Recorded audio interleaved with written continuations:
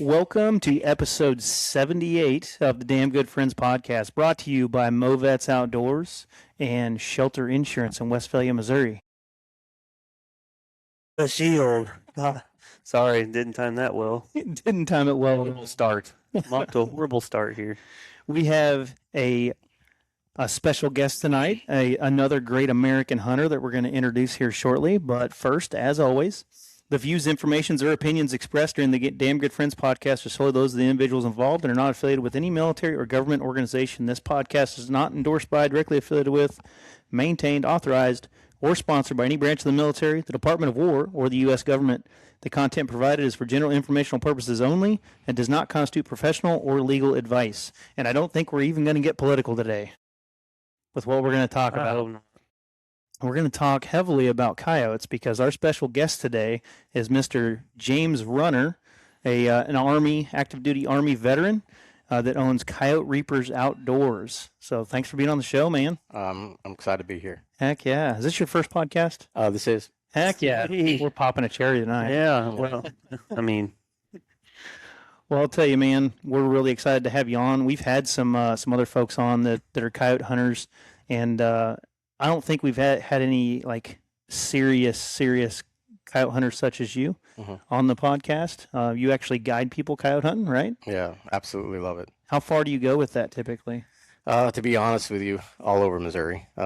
Just Missouri? Yeah, just Missouri. Okay. Due to laws and stuff like that, specifically stay in Missouri. Crossing state lines with a guide? Yeah. Okay. Yeah, so if you, for example, for Missouri has different laws for guiding compared to Iowa, Kansas, etc. And you might have to have more or less certifications. Okay. Well, that makes Interesting. sense. I didn't know that. I knew a little bit about that with deer, but I didn't know if coyotes were the same. So, yeah. Good to know. Good to know. How long have you been coyote hunting? And as soon as, I don't know, 6-7 years now is when I started it. And I know about 4 years ago, I got really like serious about it, where it kind of consumed my life there for a while. Besides deer hunting, of course, it started consuming my life, and I realized it's something that I had a passion for. Yeah. Tell us how that started. What was the spark? Yeah. What got you? Night hunting. Yeah. Yeah, day hunting. I mean, it was great. It was fun, but I don't know, man. Something about watching them come in on them thermals is a different animal, and I just really started getting hooked on it, and I really started enjoying it a lot. Heck yeah. So It's cool. when was it that Missouri went to night hunting? It hasn't been that long. No, I don't know, 4 or 5 years ago. I want to say, I'm not 100% sure. That's when I started doing it. Okay. Really just because, me still being active and stuff, I didn't have the time to do it. Right. But as it got later, I started having more and more time, and that's when I started getting serious That's awesome. about it. Very Heck good. yeah. That's freaking cool. It is. Then we got to go do some night hunting here for coyotes in February? January. January. And that's the first time I've ever looked through a thermal like that. Like that quality of a You thermal. looked through one in Pennsylvania? I've looked through them, but that quality of a thermal Oh, is just like, We're nice. holy smoke. And I remember at one point, I've told the story before. I don't know if I've told on the podcast, but I'm looking through this thing, and there's a dog way out there. Well, didn't realize I was zoomed so far out. So I'm like, he's right here. He's right in front of us. And Gabe's like, you might want to check the range on that. So I clicked the button, and it was like 950 yards. I was like, oh shit! And I zoomed way out, and then it's just this little speck. Oh, It was crazy. It was wild. That was really cool to see that. Have you had that problem before? No. No? No, but I'll tell you, it matters. I tell people all the time, try to get you a thermal with a rangefinder on it, because it's different at night when a dog looks like they're 300 yards away and ended up being 600 yards away. Yeah. So, I mean, that LRF on those are very important. I tell anybody that's going to buy a thermal, listen, just buy once, cry once, and get it over with, because you buy a unit, you're not going to be happy with it. You're just going to want to keep upgrading. If you would have just went hard in the paint and just got it over with, you're going to save a lot of money. Too. Like, I got my first one, and I bought it off of a buddy. I bought/traded some stuff off of for a buddy. It does not have a rangefinder. Kind of wish it did. But looking through it and looking through other ones, I'm like, man, I'm going to go spend like $2,500 on the next one. Yep. I guarantee And then you're it. going to lose a lot of money on the one you did buy, because they just get, that's the problem about it. They do get outdated quick. a 640 unit and higher is, I mean, Yeah. they're getting pretty good. I mean, What 640. brand do you use? Right now I'm hunting with mainly Rick's optics, and that's just because Rick's. the rangefinder on them is just so spot on. Nice. So That's awesome. they are Heck yeah. they are really good. Now I tell you, picture quality with through the knock picks. Don't get me wrong, like I really enjoy using the knock picks, but the LRF on them, again, in my opinion, they're just not near as good as the Rick's are. So That's definitely, awesome. definitely, that's the route I went. Pulsars, they used to be the king of thermals. That's what I have. But I hate to say it to you, buddy. Yeah. They've kind of started taking away the backside of things, and Yeah. they're just not keeping up with the times right now. Well, I actually, I've only had a coyote on my dot one time, and he didn't stay there long enough for me to squeeze the trigger. So I haven't actually squeezed the trigger on one yet. Okay. Yeah. And We need that to one, change that. I agree. Yeah. That one with who I was hunting with, it wasn't with an outfitter or anything like that, but we were just out on his farm, and when I initially saw the coyote, we had just seen a bunch of calves, and we had scared off some deer, and I was trying to make sure it was a coyote. Oh, understandable. But looking back in my vision and my memory of that coyote standing there with its ears sticking up, I know it was a freaking coyote. Mhm. I wish I would have squeezed the trigger. The facial of them, there's only one thing looks like a coyote when it's like that. Yep. It's that facial of them when they turn sideways, you know, Yep. like you can tell right there. It's freaking cool. It's a rush. The way they hold their tails and stuff, you can tell. Yep. But obviously, I've been doing it a little while, so it's Yeah. pretty easy for me. And again, I'm using a 1280 unit, so it's if I mistake it, it'd be just out of dumb ignorance on my Yeah, part. user error. Mhm. And I imagine if you shot a farmer's calf, he'd be a bit pissed. Oh yeah, well yeah, that's not going to happen. Right. Have I told you the story of the old boy showing up to a check-in station back when you used to have to go check in deer? You know, when you take him to like the processor or whatever, or to the check-in station, he brought a cow. Tell you about that? No. Oh man, I was probably 16, 17 years old, and we were in this big line checking in deer, and there's this huge commotion going up towards like the actual processing station. So we're wandering around looking at deer, and my brother's drinking beer and whoever else, and I'm probably drinking a root beer. So I was 16, and Sure. so we're wandering around, and there's this huge commotion around this truck, and so we go by this truck. And this old boy standing there, and it's a fucking cow. It's a calf, not a cow, but it's a calf, pretty decent sized calf though on this trailer. And I never heard it from the guy's mouth, but the people are like, "This son of a bitch shot his own fucking cow," Wow. and like talking about, I guess he thought it was a deer, dropped it. And Was he drinking root beer I too? don't freaking know, dude. First of all, the idiocracy that guy had to show up that day, like Right. opening evening, with your fucking cow. Like, I guess he didn't want to lose the meat, but it's like, dude, that you were opening yourself up for just humiliation the rest of your fucking life. At least it was his own calf, because honestly, guess. probably could have been a lawsuit over this. Still pretty fucking embarrassing. I hope he did it just out of like, hey, I'm going to be funny and take this cow up there or something. I hope he didn't do it out of just straight. Again, I was 16 and I never really heard it from the guy. It was just a bunch of people laughing and just talking shit. Yeah, that was 40 years ago. So what do you remember? That was true. I slept last night. But Well, back to coyotes. sorry, I had to tell that story before I No, you're forgot it. good, man. Good one. So how many coyotes would you say you've gotten this year? You keep count? Lost count. Lost count? Yeah, That's which good. is a good thing. job to have. But I tell you, I was thinking about that. From now on, what I want to do is I want to start writing it on my collar. Yeah. Every time I'm going to start at the year, I'm going to put a year, and I'm going to start putting hash marks. So it'd be a lot easier for me to keep track. There you go. Yeah. Because realistically, even when I'm taking out clients and stuff, my caller's calling it in. Mhm. No, I Even count though that. I might, yeah, exactly. It's going to count on that. Yeah, that'd be freaking cool. But yeah, I decided that's what I'm going to start doing. It's not something I did, prior to, but I decided next year I'd start getting heavy into it. Even snipers get assists. Yeah, absolutely. Hell yeah. Yeah, well, there's plenty of times I need some assistance too. I mean, we Yeah. all pull that trigger every once in a while to the left or right, but that's why it's always fun to always count down and shoot them together. That way you make sure that Heck somebody's going to kill that coyote. Heck yeah, that's awesome. So what are you shooting with? All right. So this might, again, I'm a big 6.5 Creedmoor guy. Hey, I'm okay with Now, that. some people are like, oh, Creedmoor. But I tell you right now, until dogs start running away from me, I'm not changing anything. Now, I will say, recently I've been talking to a good buddy of mine, Zach, and he's about got me turned over to try out this 22 Creedmoor. just because it is 22 Creedmoor. Mm-hmm. And so it's shooting at about 3,400 feet per second, where I'm shooting about 3,000 now. So that 400 feet per second is crucial when you're getting about 300 yards and you're not even having to really move anything. You're still aiming right at the coyote, where at 300 yards, I'm starting to aim at its back and stuff like that. So, you know, flatter shooting, faster. So I might give it a go. Haven't decided yet, but regardless, my clients will still be using 6.5 Creedmoor because it's been so true to me, and I don't want them to have a bad experience of coyotes getting up and running away and stuff. So, and I know that's going to do the business, and it has for many years now. So it's a strong frame. Yeah. I mean, you dropped a deer that 400 yards. I mean, hit its back. I had plenty of people talk a lot of shit on me having a 6.5. I wanted it in a gun raffle, and I actually waited a year before I did anything with it. I got it Cerakoted. I bought a nice Vortex Viper HST, I think is what I got on it.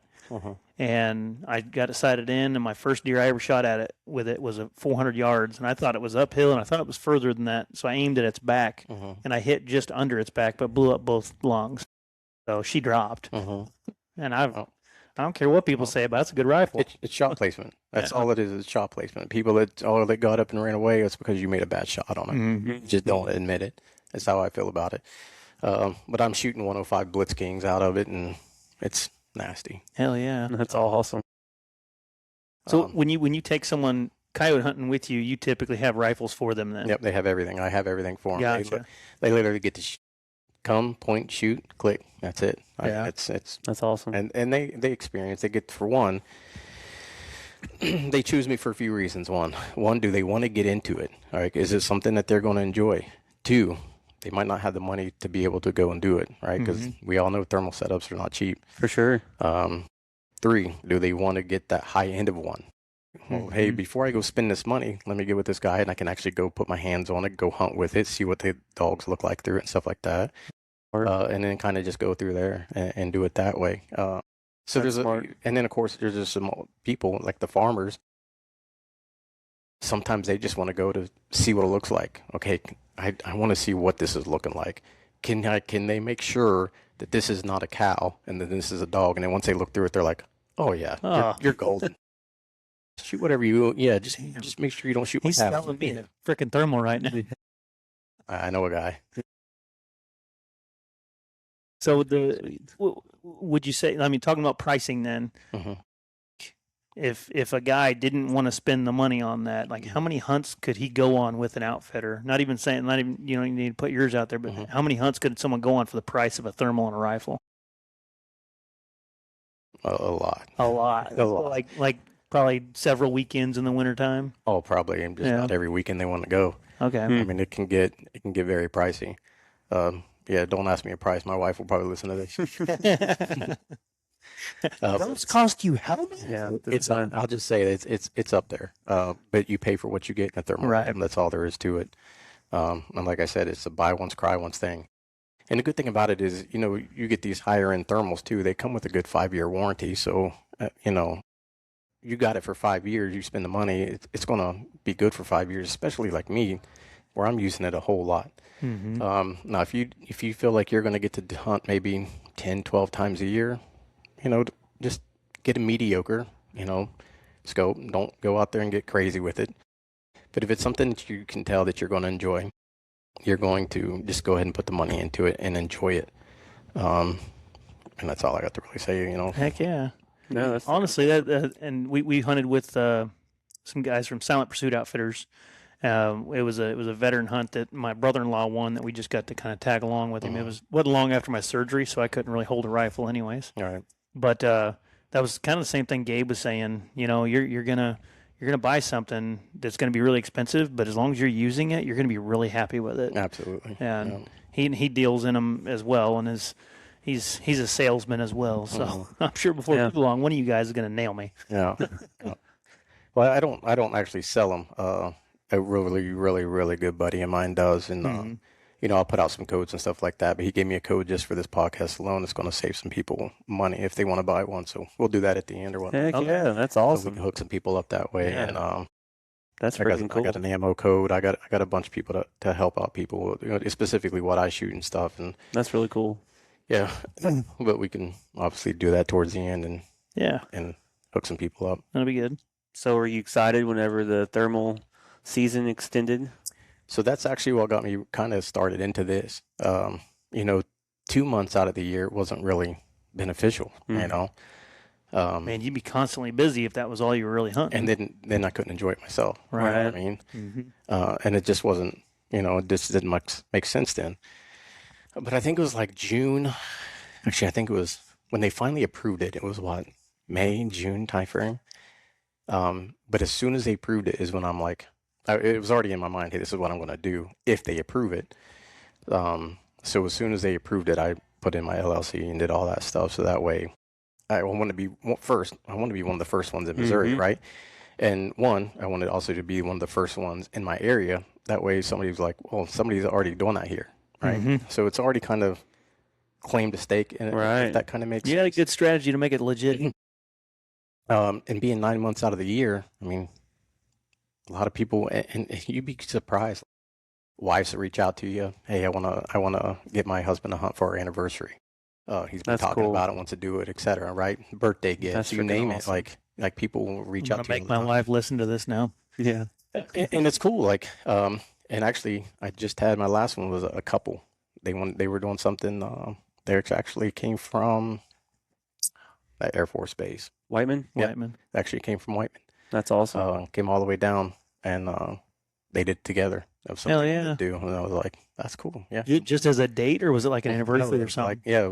it was so she came in, and then they wanted to do something at a date that was something they don't normally do, and Hell yeah. contacted me. And it's weird because I was like, well, how'd you find me? And he said, actually, I looked and looked and looked and found you on Google. I'm like, well, Google did his job. Hell That's yeah, dude. awesome. Heck I yeah. like it when that works out. Mhm. That's freaking great. So what's the biggest group you could handle? What's the most people you could take out? I don't want to do any more than 3, Okay. just because safety wise, Yeah. that lets me, and for one, that's how many hearing protections I have. We can talk, so kind of like this. I have comms as well, so we Yep. can all talk, communicate, and everybody can hear each other.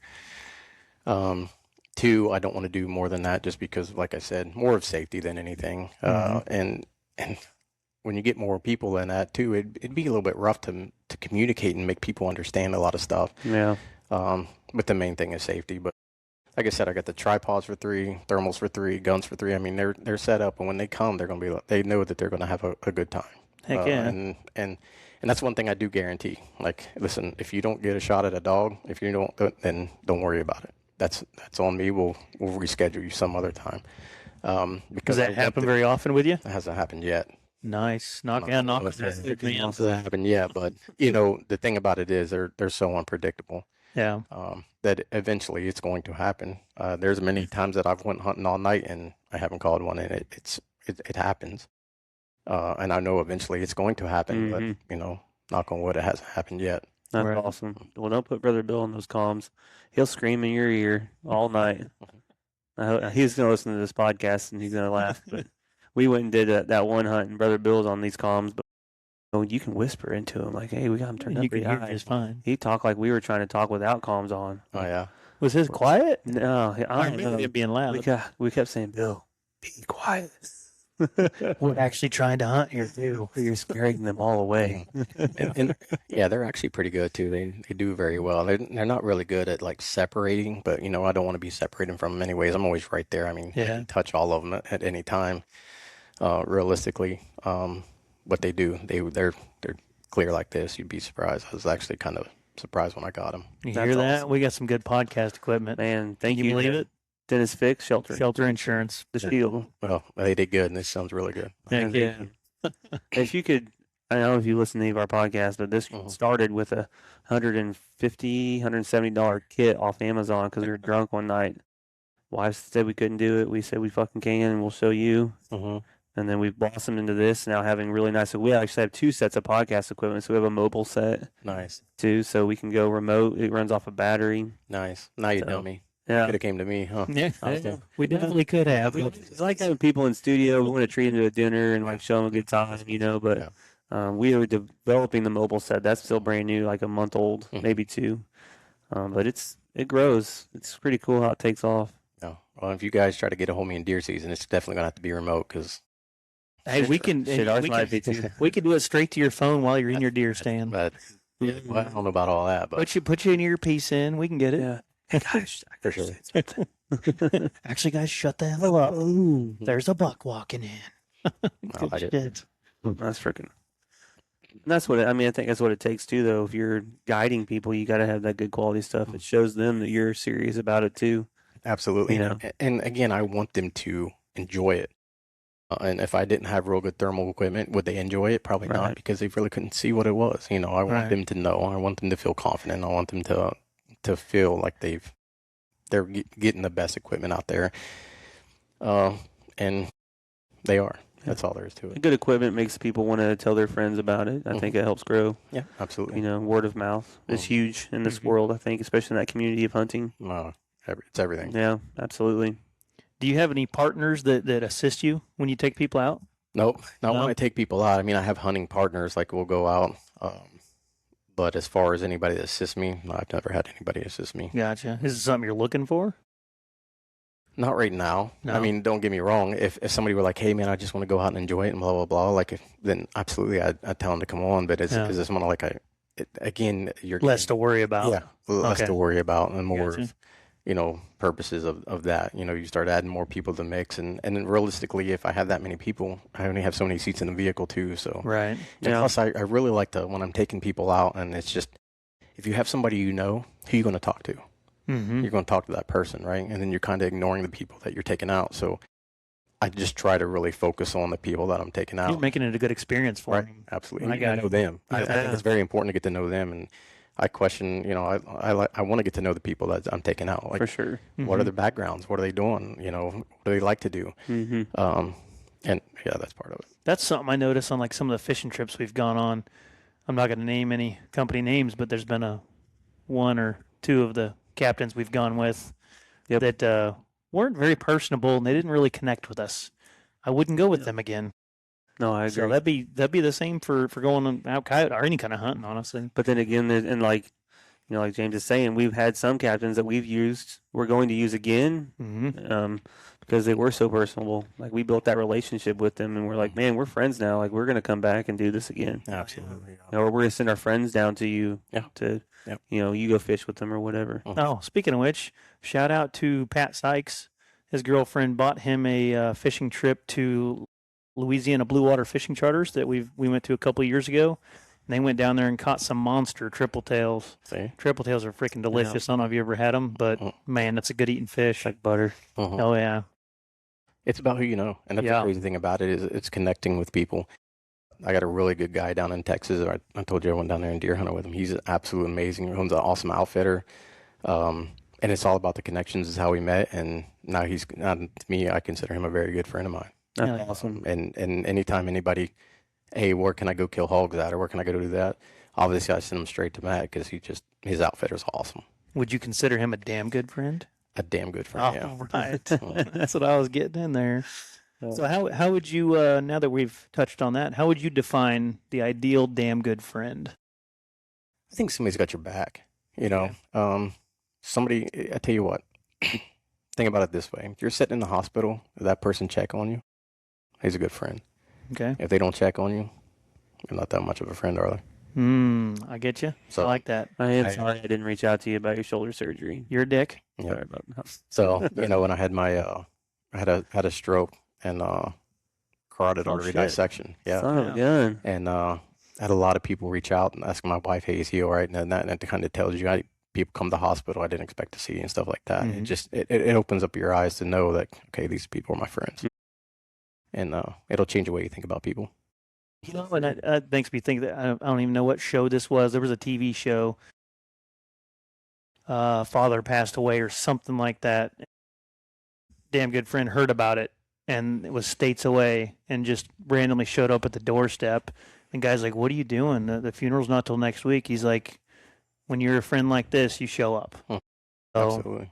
yeah, That's huge. I like People that. show it for you. gotta show up. That's huge for sure. Freaking perfect. Well, back into coyotes now. I like it. I like it. I like it a lot. Kill the dogs. So we've heard from most everybody that the best times to coyote hunt is typically January, February. Do you agree? Absolutely. Why is that? Breeding season. Okay. It's So it's kind of like the rut, And they're fighting They're and going- chasing and and they're breeding. going. Yep, they're going to come in. If they're going to come into a call, it's going to be to some calls that that you're throwing out during that specific call during that time. Yeah. They're more susceptible to come in during that time because one thing's on their mind, Mm-hmm. right? So I went to college. I know how it is. yeah, absolutely. But yeah, that's the most fun time I would say to hunt them was definitely during that time, and this is the first year that I'll ever get to actually, because prior to this we could only hunt them for January, February. It was February, March, I thought, wasn't it? I'm sorry, was- yes, you're right, yeah. February, March.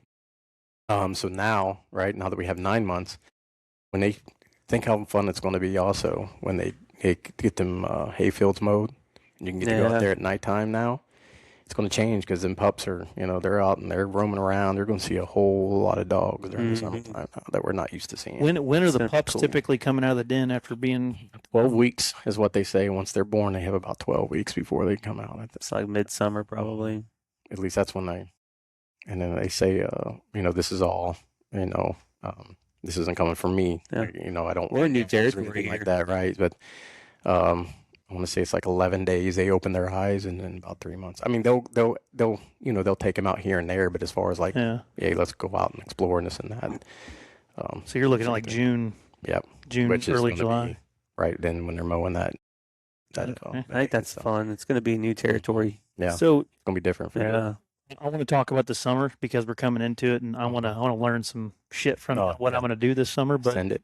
for the winter months when they're breeding, Mhm. is it better at night than it is during the day, or is there a different way you would approach it? I wouldn't say I'd really approach it any differently. Obviously, your setups have to be different. Yeah. Right? Just because during the nighttime, as long as it's good dark, you can stand somewhat-ish out in the open Hmm. as long as you have some kind of backdrop. Where during the day, obviously, you have to be hidden really well. Now, these, again, this is research, not me, but they say that they have like a 20/75 vision compared to us having like 20/20 and stuff like that, which means we can see 75 to 100 yards really good. But actually, during the daytime, they can only see really like 25-30 yards really good. However, Oh, they can still see. And they can obviously see some movement even if it's blurry. right, but at nighttime, if you hunt them at night, you'll notice that they're using their nose more than anything. But during the day, you'll notice that they're actually using their eyes more than anything. Okay. It's just weird because they don't have the greatest vision, but Well, they'll actually use their vision more. So maybe you're less likely to get winded if you're hunting during the day. Absolutely. But if you're moving around a bunch, they're gonna see you. Now, I will say this though: if you ever have a bad wind, don't hunt it. Don't educate them. Okay. Once you educate them, that's it. And that's assuming you're anticipating where they're going to come from, right?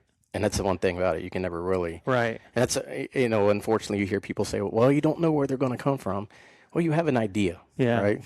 Now you can always face your call a certain way to always put you in some kind of position to kill that dog, unless that wind's just blowing straight out there. And if it's blowing a good wind cone, don't do it. It's just kind of like anything else. And I'll tell people this: it's like sticking your hand in a lion's mouth, right? You stick your hand in a lion's mouth and it bites down. Guess what? That's gonna hurt. You're not doing it again. you're only doing it Right? once. So, for example, right, that's what these dogs are smart. So you go and you call them in, and you shoot one of them or you shoot at them. Do you think they're going to come back? No, you just educated them dogs, right? So Yep. don't do it. Like, don't put yourself in that place. Just like when you go deer hunting, you're not going to set up with your wind wrong. Why would you do it any differently with a predator? Right. Yep. Right. No, that's true. And I would assume, again, I'm assuming, I'm not a scientist, I'm not a biologist, but I would assume a coyote has a better nose than a deer. I don't know. My dog can smell every freaking thing, and he's just a little Yeah. freaking schnauzer. Shoot, my dog was big and he can smell the world. I'm not 100% sure on that either, but it'd be pretty close, but I don't know if you can beat a deer's nose, period. Well, I don't know if I'm gonna look it up, but I know they smell better than turkeys do. So Yeah, for sure. You can worry about that.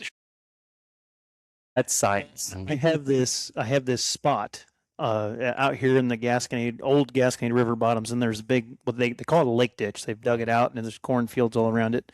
And I gauge it off of if the wind is blowing across it this direction, there's a ridge I can sit on over here. But if it's blowing the other direction, I can sit on the edge of this ditch. And I've seen coyotes run up and down this deep ditch, and they just pop up out and look. And so every time I've hunted out there, I've only called in one coyote out there, but every time I've hunted out there, I'm just constantly watching that ditch for him to pop up out of it to my call. But the one that did come into me, he definitely got educated. I was using a 223, and he caught 2 bullets, and he ran like a mother trucker. Yeah. We tracked his blood all the way to the ditch, and he was just running down the ditch after that. Wasn't good shot placement. I think one of them might have been a front leg, and the other one was probably a gut. So I'll tell you, them dogs are tough. yeah. They are tough. All right, cool. We're just readjusting some equipment here. We got our beer bitch on it. Don't worry about him. So moving out of winter now. So winter's about over anyways. And I know I was talking to some other guys that definitely coyote hunt. Talking about if they're gonna hunt the summer. Some of them say, not so much. It's gonna be hot. I don't really care if I'm sweating as long as I'm checking the wind. How would you change your strategy for the summertime? Is it going to be easier or harder? I don't know if you really, again, the only thing you're really changing to me would be the sequence that you're going to use, right? Okay. You're going to, of course, the wind, you're always going to make sure that you have somewhat of a favor. But now, if you have a straight favor, you're probably, the thing I tell people this, you have to give that dog some kind of advantage, right? Yeah. If not, they're probably not going to come in. Okay. And so if you have the perfect wind coming straight at you and stuff like that, it might be a little bit harder to call in a dog just because they don't have any kind of advantage whatsoever, and they might not feel comfortable. So you might not ever see that dog. But not to get off topic, I don't know if I ever really change much of anything. This will be the first summer that I get to hunt with a thermal, though. So this is going to be new territory for me as well. Yeah. But I don't plan on changing anything. The only thing I'd plan on changing really is just the call sequence itself. So what's your go-to call sequence For summer? Yeah. Right now. Yeah. Right now, after post breeding season. Right now, I'm really going to focus on pups, right? Pup sounds. Pup sounds. Even though they're not born yet, the moms and the coyotes are in that mindset. Mom set. Yeah. Right now, they're in that mindset. So one thing that you always need to do, just me personally, always throw howls out there. All right. I can't tell you how many dogs I've killed just on howls alone. Female or male, or does it matter? Doesn't matter. Doesn't matter. You're going to think. So let me ask you this. See what you guys think about this. If a male coyote howls, right? You hear it howl 200 yards away. Does another coyote know that's a male? I just assumed it did because the call said this is a male. Yeah. You don't think they do? No. Okay. Do you know how they know that's a male? Because they recorded it off the male. Right? Okay. Realistically, coyotes don't know if it's a male or a female, don't I? Okay. So that to me, no. I guess that's true when you think about domestic dogs even. A bark's a bark. Oh, okay, so we'll take them for example. How does a dog know that it's a male or a female? They have to smell it. Yeah, they had to go and put their nose right up their legs. Yeah. That's when they know, right? No, that's a great point. I never even thought, like, they don't know visually even. They usually go to smell it before they... They'll come, they'll Take get the right nose. beside each other, they'll smell, then they'll go right towards the back end. And then Again, I went to college. I know how that works. Well, that's great. I never even thought about that until just now. Yeah, so Dang. That makes so much more Yeah. sense. Yelling at a dog for always licking the other dog's butt and Yeah. checking it all out. They're just looking to see what you are. yeah, that's realistically it. Okay. Yeah. That's wild. So my call sequence now is going to be pretty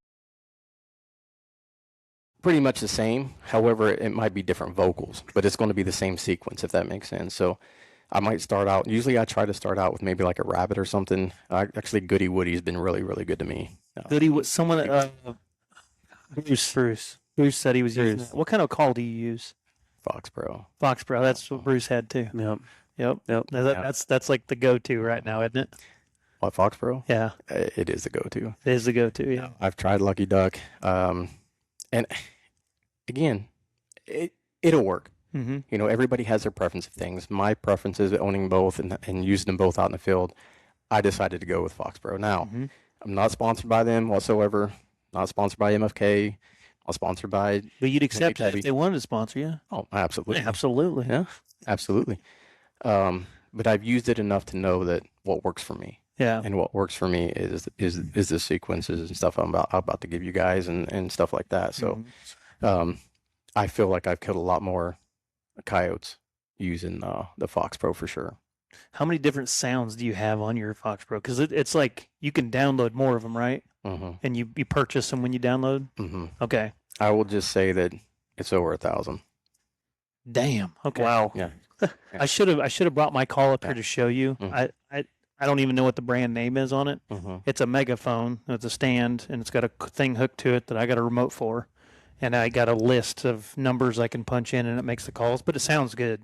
I've called in coyotes twice with it. Only shot at one with it. Yeah, never. But it's I'll show you before you leave. It's interesting. My uncle got it.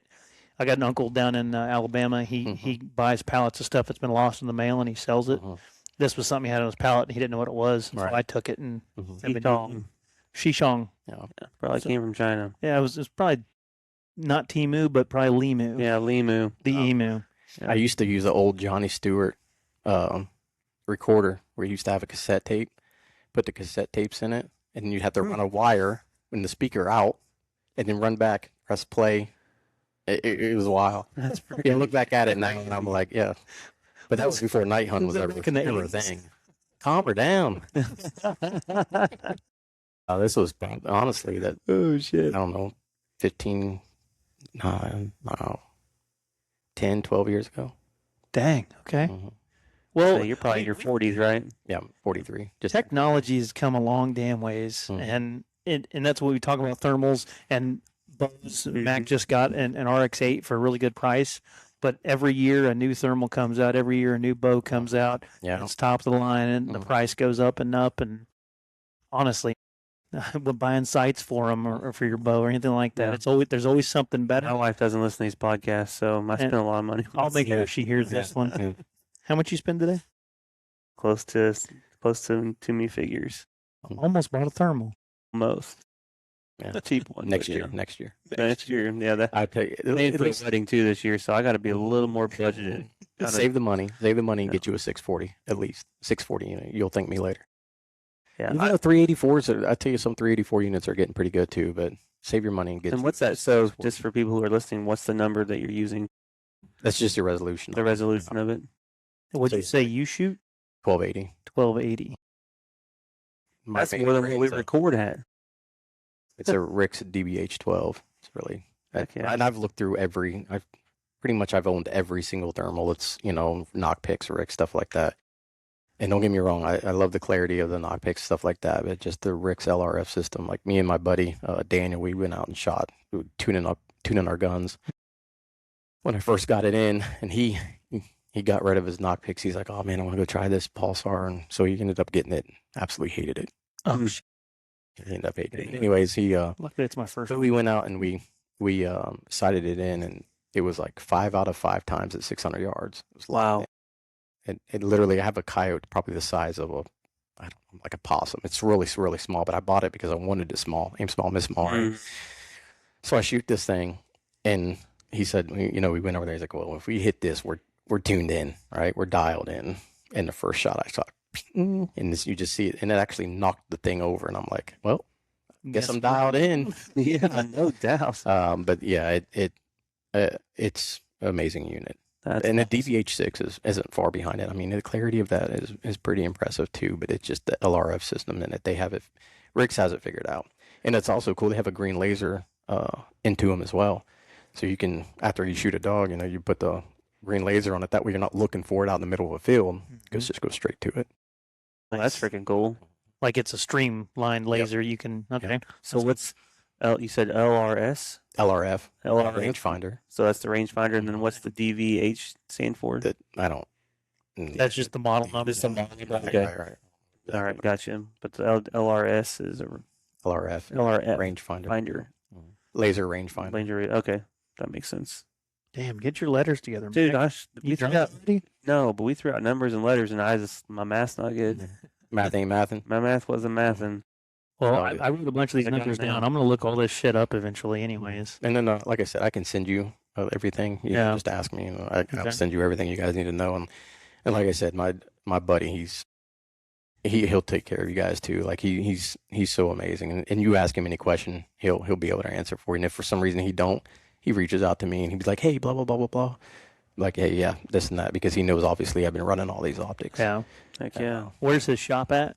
Right there, and right there. Actually, he lives 15 minutes from me, and his shop's right there to his Oh, house. nice. Okay. Yeah, so it makes it real nice. Heck yeah. Well, I'm in a thermal raffle right now. I think I got $100 worth of tickets in it, Mm-hmm. and I can't even remember what it is. Mhm. It's an Athlon $3,500 thermal. I assume by the dollar amount, it's going to be something good, but they haven't sold all the tickets yet, so it hasn't drawn. It's Yeah. going through Silent Pursuit Outfitters, but Nice. Well, actually, you know what? I did look through an Athlon the other day. It was a clip-on. It was a 400 unit, which is like I get like a 384. And for being what it is, like it wasn't bad. Like it wasn't terrible by any means. I've never been a clip-on guy personally. I want my scope to be my scope. You know what I mean? right. Right. But it would be nice if you could go from gun to gun to gun. Would be. How does would that be work nice. with sighting them in, though? That sounds, So you sight in your gun, yeah. and then you throw the clip-on in front of your scope. Now, with it, you would only be able to use like an LPVO, like a I see what 1x6, you're 1x8. You couldn't Yeah. use something big on that one. I'm going to say we used Athlons with Silent Pursuit, and they were, awesome. I don't know what models they What had. we've looked through, they were freaking amazing. Right, You know, right. but we haven't opened up our Mhm. repertoire of rangefinders yet. So we've only looked through a few. And I should have brought mine today and just let you guys look at it tonight. I don't need a boner He tonight, needs man. it. He needs it more than me this year. I want you to be able to sleep. Yeah. So, back to some strategy. I don't want to get too off topic. So when you got your wrote down some sequence stuff. Mm-hmm. But with that sequence, how much time do you spend on each set? It Good depends question. on the time of year. Yeah. So right now, I'm usually spending 20 minutes. Okay. If they're not going to come in, they're going to come in right then. I don't spend a lot of time this year on sets. Are you longer in the winter? Yes. Okay. Yeah. I'll do a little bit longer in the winter because it's a little bit longer sequence. I'm trying to paint a picture to them. Yeah. Right? And the same thing, I'm trying to paint a picture here too. And it's realistically, that's what you're doing. You're trying to paint a picture of what's going on. I get Try that. to coax that, to get that coyote to come in.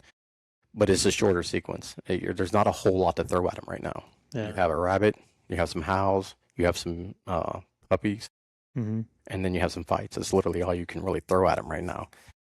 Where, during breeding season, you can have fights, more fights. You can have whimpers, like they're going to be whimpering, like they're back Beat in the up. corner. There's there's a lot more to be able to throw at them during that time. That's interesting. Whatever story you want to tell them, Mhm. seems like. Right. And right now, there's just not a lot to throw at them. And realistically, you need to be close to them right now. Like, they're not going to travel far to you right now. They're just not going to do it. They're if you're not within probably like 500 yards of them, They're going to stay denned up where they're having the pup. they're going to stay close. What are the males doing? It's usually what you're going to be killing is the males right now. Because they're roaming a little more. Get the food. Okay. Yeah, Yep. to bring back, yeah. That But makes that's usually what you're killing right now. Now, don't get me wrong. So a lot of people don't realize that females, like the first year, they actually don't get bred till they're like 2 years old. It's not like a regular dog that can get bred after like 6 months, all right? Yeah. So the first year they come to, they don't even get bred. They just wait, right? And then the second year is when they actually get bred. So Really? then them coyotes are actually a little bit older before they actually start getting bred. So yeah, Well, that's they don't, good. They don't get bred on their first initial go. That's good. I don't like pedophiles, so. Shit, yeah. So thinking about these sequences a little deeper. In the wintertime, you say you would use some fights and some whimpers, Mhm. trying to set that tone. Yep. And I'm only saying this out loud because I'm trying to understand it. Mhm. Setting that tone for they're fighting each other off to breed, just like two bucks would, Mhm. fighting each other and then going after their girl. Remember, they're very territorial. Yeah. Coyotes are very territorial. So one, hey, I'm in your space and I'm looking for a female, or hey, I'm in your space, I'm another female and I'm trying to look for a male, and now she don't want you around her male, right? So there's a bunch of things that you're throwing into a scenario too. So for breeding specifically, I'll spend the first 10 minutes just doing howls alone, just because. So the difference between like a howl, right? You have your howls. Well, then you hear of an invitation howl. Well, what is an invitation howl, right? So you have your first one, which is like an howl, right? And there's so many different ways that they communicate, and you have to understand what that means. And a lot of people don't.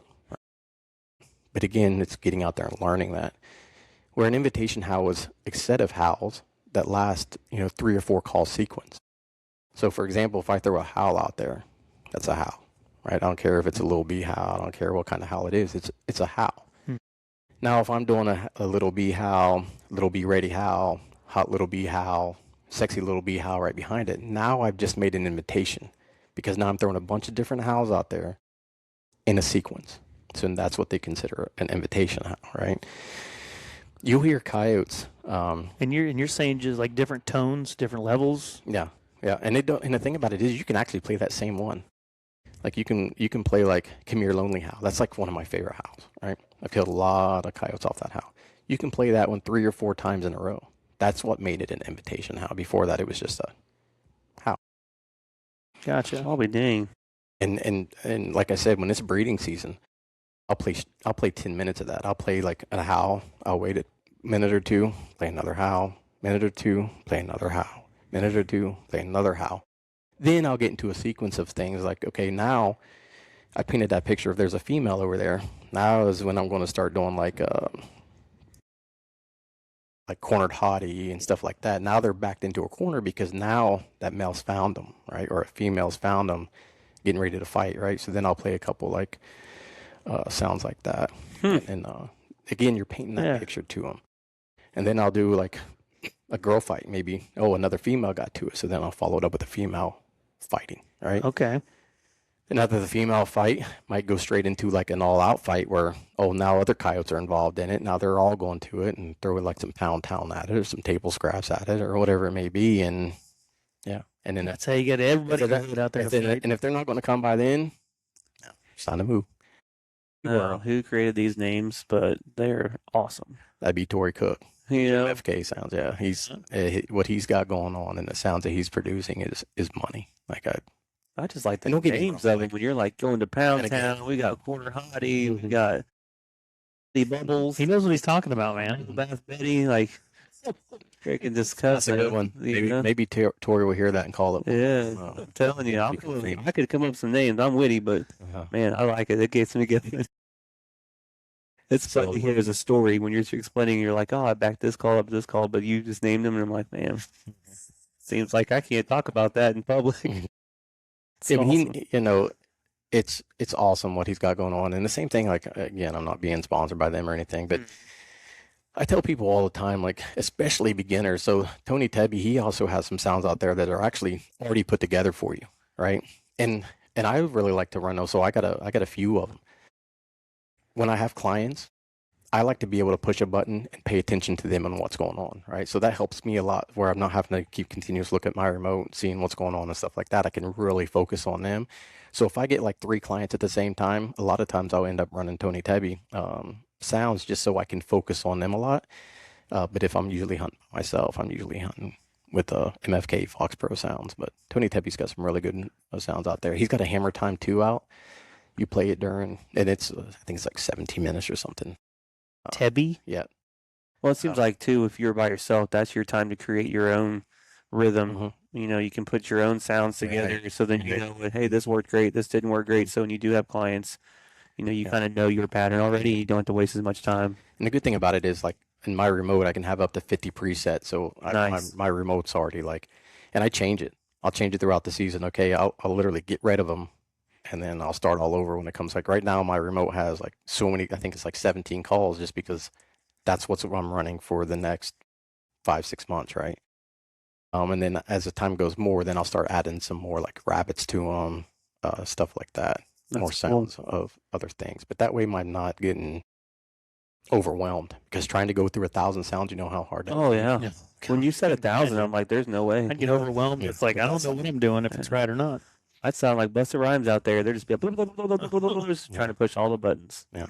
Now the cool thing about it is like, if for some reason something ain't working, like sometimes you just throw some crazy stuff out there. I'll just go through the remote and find something crazy, like I don't know, like a raccoon fighting a possum or whatever it may be, right? And you just find this craziness because you never know what's going to pique that interest of that coyote during that time. Is it curiosity? Is what you're trying to draw in? It's something to do with the pitch of it. Like I feel like it has something to do with the pitch of that sound during that time that they want to hear, and it just like triggers them.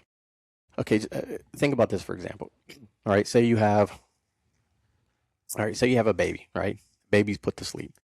It gets up, and it's just like you hear it crying just a little bit, but it's not really crying. It's kind of just like coming out of its sleep, but then maybe going back to sleep, right? So you don't really tend to it that much because you don't want to interrupt it, right? You hoping that it maybe goes back to sleep. However, if that baby wakes up and it's screaming, the first thing we do is tend to it, right? It's kind of the same thing as I look at it as like you're calling, right? Yeah. Like it's nice, it's quiet, it's not overmuch. It's kind of the same way I think them dogs are thinking, that really don't pique my interest that much, right? Mm-hmm. However, all of a sudden you hit them with that right tune. Okay, now it's time to go in. And it's the same thing with sound too. Like people will say, well, it's a pup, it's not meant to be real loud and stuff like that. Yeah, I get it, right? However, put that pup scenario into the baby scenario I just gave you, right? So yeah, I usually start my call right around 18 to 22-ish, right? Especially with puppies. However, if I see a dog and it's 300-400 yards out and it's acting curious but it doesn't really want to, I ain't scared to turn that thing up to like 34. Because now it's like it's screaming, like those babies are real screaming, right? All of a sudden it's like, I need to check that out. Yeah. Right. Same thing. Like it's natural for us to be able to like, okay, now I'm going. Right. Do you find you get sequences that you just don't even just draw them in? They just beeline straight to you. Like they're going straight to the sound, hard charge. Or do they? Absolutely. But it could be any night that something different does that. Right. That's the thing about and every it. dog's probably different too. Yeah, absolutely. And that's the thing about it is there's nothing that you can say I can put, and that's why people, I bet you I get 10 messages probably a week. Hey, what sequence are you running right now, right? I can share that with you, but that doesn't mean it's going to work. Right. Just because where you're hunting might be totally different where I'm hunting, and your dogs might not like this sequence that I'm running. Right? Well, my sole purpose for asking you about sequences is to have a base because I'm very new to this, right. and I want to take my call out. I want to call some in, but I'm not afraid to try other things. I want to say for coyotes, there's like 25 or 30 different sounds that they make, but they're all male alpha, male beta, female alpha, and all this other stuff. Not really being worried about male and female. I mean, might not care as much when I'm going to try. But I think it was Nate or someone on the Missouri Woods and Water was saying, the sequence that worked last time, kind of like what you're saying, may not work, but go ahead and start with it and then just start trying stuff because something, if they're out there, something will pique their interest. Might end up triggering. Yeah. And that's what I'm saying. And also don't be scared to mess with that volume. Yeah. Don't be scared to mess with it. Obviously, if they're in the area and it's not that they're not hearing it, they're probably hearing it. Scare them off? I don't think so. No, I really don't. I mean, if they're that far out there and they're not coming anyways, what's going to hurt? That's how I look at it. You know what? I agree with that. Yeah. I got a turkey hunting story I'll tell real briefly. Me and a buddy of mine were turkey hunting, and the turkeys were roosted over here. We knew right where they were, and when they flew down, they looked at our decoys and went the opposite frickin' direction. And this is his first time turkey hunting. He's like, "What are you gonna do now?" I was like, "I have no fucking clue." And I just started calling, making weird noise, and all out of frickin' nowhere, 6 toms came from our left. Never even saw them coming. Came in and we doubled up. Yep. Killed them right there. So I think all animals could be very similar in that aspect. Whatever's gonna intrigue them may be different day to day. Hell yeah. I mean, I will say this though: if you go to an area and you called, right, and you had that sequence, right, and you've shot at a dog, or you shot a dog, and there's 3 or 4 of them, you shot one of them, right, and they go away. You go back there and you hunt that place. Don't try that sequence again. Don't use it twice. No, they know. It's kind of like putting that hand in the tiger's mouth, right? They've already learned their lesson with that sound. Try something different. And I will say this. This is a cool thing about it. If you have a friend, for example, that you hunt with that doesn't have a Fox Pro, for example, like for me, if I had a friend and they had a Lucky Duck, I would tell them to bring it. Because a lot of places I hunt, even though I'm rotating sounds, it's still a Fox Pro, right? Maybe that Lucky Duck has totally different sounds, maybe a different pitch. Sounds totally different. Mm-hmm. I always would be like, hey, switch it up. Let's use this Lucky Duck this time, right? If you can, now, unfortunately, I don't have both of them, but if I had both of them, I would definitely do that. I would just rotate them back and forth because totally different sounds, No, totally different way they sound. that's something you'd maybe look at doing in the future to, expand your Yeah. Until Fox Pro reaches out box. to me. All right. Yeah, right. Shout out Fox. Right. Yeah, we You know know what's up. Yeah. That'd be awesome. That And would the be guys are really sweet. awesome too. Dude, I'll tell you, and probably the bigger and bigger you get, the more successful you are. And honestly, the more active you are on social media with your success, Right. I think that's where that kind of stuff comes Yeah. from. Yeah. So in my waiver form now, I got it to where they agree to letting me take pictures and stuff like that, where I didn't have that before. And that's something I'm going to start doing, making more and more pictures and videos and stuff like that. Oh, yeah. That's when it would be nice to have somebody else so I could focus on the hunt. Right. Don't worry about that. But my main focus is making sure that they're having a good time. That a lot of times I forget to take pictures and stuff because my goal is to get them coyotes, right? Do all of your thermals record? So yeah, so the it starts recording 15 seconds prior and 30 seconds after the trigger's pulled. Is there a button you got to push, or is it No, just, so it's going off the trigger? yeah, it's recoil. Holy shit! Now, How does it know now that's about? you can do it like it's got a button where you can start recording at any time. So say we have a dog that's, especially during breeding season, you can see him coming for a long ways away. Yeah. I'll start recording. I'll push a button, start recording it, so it shows a lot of it. But dogs that are coming in real quick and don't have a lot of time and stuff to do that, or you're so focused on everything else that's going on, it will record as soon as it pulls that trigger. It's really recording the whole time. So just technically, backing up and actually it's but it deleting. picks it up 15 seconds. So it's probably periodically deleting what's being recorded until. So yeah, Got it. and then 15 seconds prior to, and then 30 seconds after. That way, it's getting the dog coming in before you shoot it, That's cool. and it can. It's got a really good mic on it too. Does it automatically go to your app on your phone? No, so Or it you gotta actually goes to transfer it? it stays to your phone, and then you hook up the Wi-Fi and then transfer it to my Wi-Fi. Got it. Okay. That's cool. No, it is pretty awesome. Technology is amazing. Yeah. I mean, the robots may take over eventually, but make some sweet YouTube and Instagram reels and stuff Yeah. with that recording. No, it really would. And the thing about it, I have so many videos too that yeah. I really just need to figure it out. It's just when it comes to computers and stuff, I'm not that guy. I'm the pull trigger guy, not the computer guy. I don't know if you watched this earlier, but we fumble fucked our way to this point, so anyone can do it. It sounds good though. Yeah, it's taken a long time. It's come a long damn way. There's been a time where we were sitting there trying to record a podcast, and we used back then we would play it back to make sure it was recording well. That was on our cheap shit, and we recorded it. We played it back, played it back. Sound like shit. Getting frustrated. We took 2 or 3 shots, drank 3 or 4 beers. We were just getting so we were gone. We were beyond pissed off. And then we just realized if you unplug it from the phone before you play it back, it sounds great. Sounds normal. So we were just recording and deleting for 2 hours for no reason. Shit. So if we can come from that Mhm. to this, you can Yeah. do it. You know what's crazy about memories? That was episode 5. Was it really? That was episode 5. It was our first official hunting podcast. At the very beginning of our podcast stuff, we were just getting damn good friends on to talk about being damn good friends and making memories. And then we realized this should be an outdoors deal. And because we love hunting and fishing, we're amateur at everything, but putting it all together and meeting more like-minded people Right. for out in the outdoor Absolutely. community, that's what we're trying for. So Awesome. hell yeah. And then let's talk about the sequence. We were talking about sequences too. Yeah. I don't want to go getting off the topic of what's going on now, right? Yeah. Yes. So the main thing is, I always start out with a howl. That's just me. Now you can start off with, you can start off with a rabbit, Goody Woody, anything like that. That's all right. Goody Woody and Rabbit. That's 2 other people have told me they always start with a No. woodpecker or a cottontail. So I will tell you during, if I'm day hunting, I will start off with those first. The only reason I'll start out with those first is because, and if of course season's got to be in, but bobcat seasons during that time, I will start off with a distress sound, because you never know, you might be able to kill a bobcat as well, right? Okay. But if it's nighttime, I usually don't start with the distress. Now, again, if it ain't working that time during that time though, like if my howls aren't working during that time, I will do a distress. Again, you have to change with the coyotes, right? You have to change with them too. So, but normally I'll start out with a howl at nighttime. But again, it changes. So usually there's a howl. Then after a howl, then I'll play another howl, a different howl, a couple minutes later, and then that's when I'll start. After that, I'll start the like got milk. Let it Got play. milk? Yeah, it's called got milk. These are going to be some MFK sounds, and then I'll wait 2 or 3 minutes.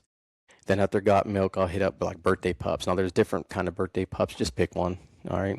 There's a different series of them. Really, any of them you pick is going to work. After that, I might go into another 2 or 3 minutes. After that, I'll hit up like a pup mix 3, at different pup sounds. But what this is, they're getting older, right? Older. And then after that, we'll go with like a Boone, like 7-week old, and then after all the pups are done. Once the pups are done, I'll do some kind of social sound. I think it's very important to have some kind of social sound. So like a submissive bay or something like that. And then after that's all done with, I'll end up with a fight. Usually like a table scraps this time of year. Maybe like a Tony Tebby den raid, something like that to end it with. And then that'll be the call sequence. Anywhere from 15 minutes, could be 25 minutes, but it's going to be in that realm of somewhere. If I'm still there for 30 minutes, that means I've caught something like I've seen a dog maybe so far out or something like that. But definitely within 30 minutes, I'm out of there at max. Moving to the next spot. Moving to the next spot. Wow. Now, I will say that also depends on if I have clients or not. That's just me, right? Mm-hmm. If I have clients, it takes time, right? So by the time you get them set up, you want it to be a long-lasting hunt, right? You want them to make sure they have every opportunity. So we're on set for probably 30 minutes, but you're taking 5-10 minutes to get set up, loading the ammo every time, getting everything set up on a tripod, making sure that everything's turned on, everything's clear exactly, that they need to be in the thermals, right? Once they give me the thumb up, everybody's good, then we'll start, right?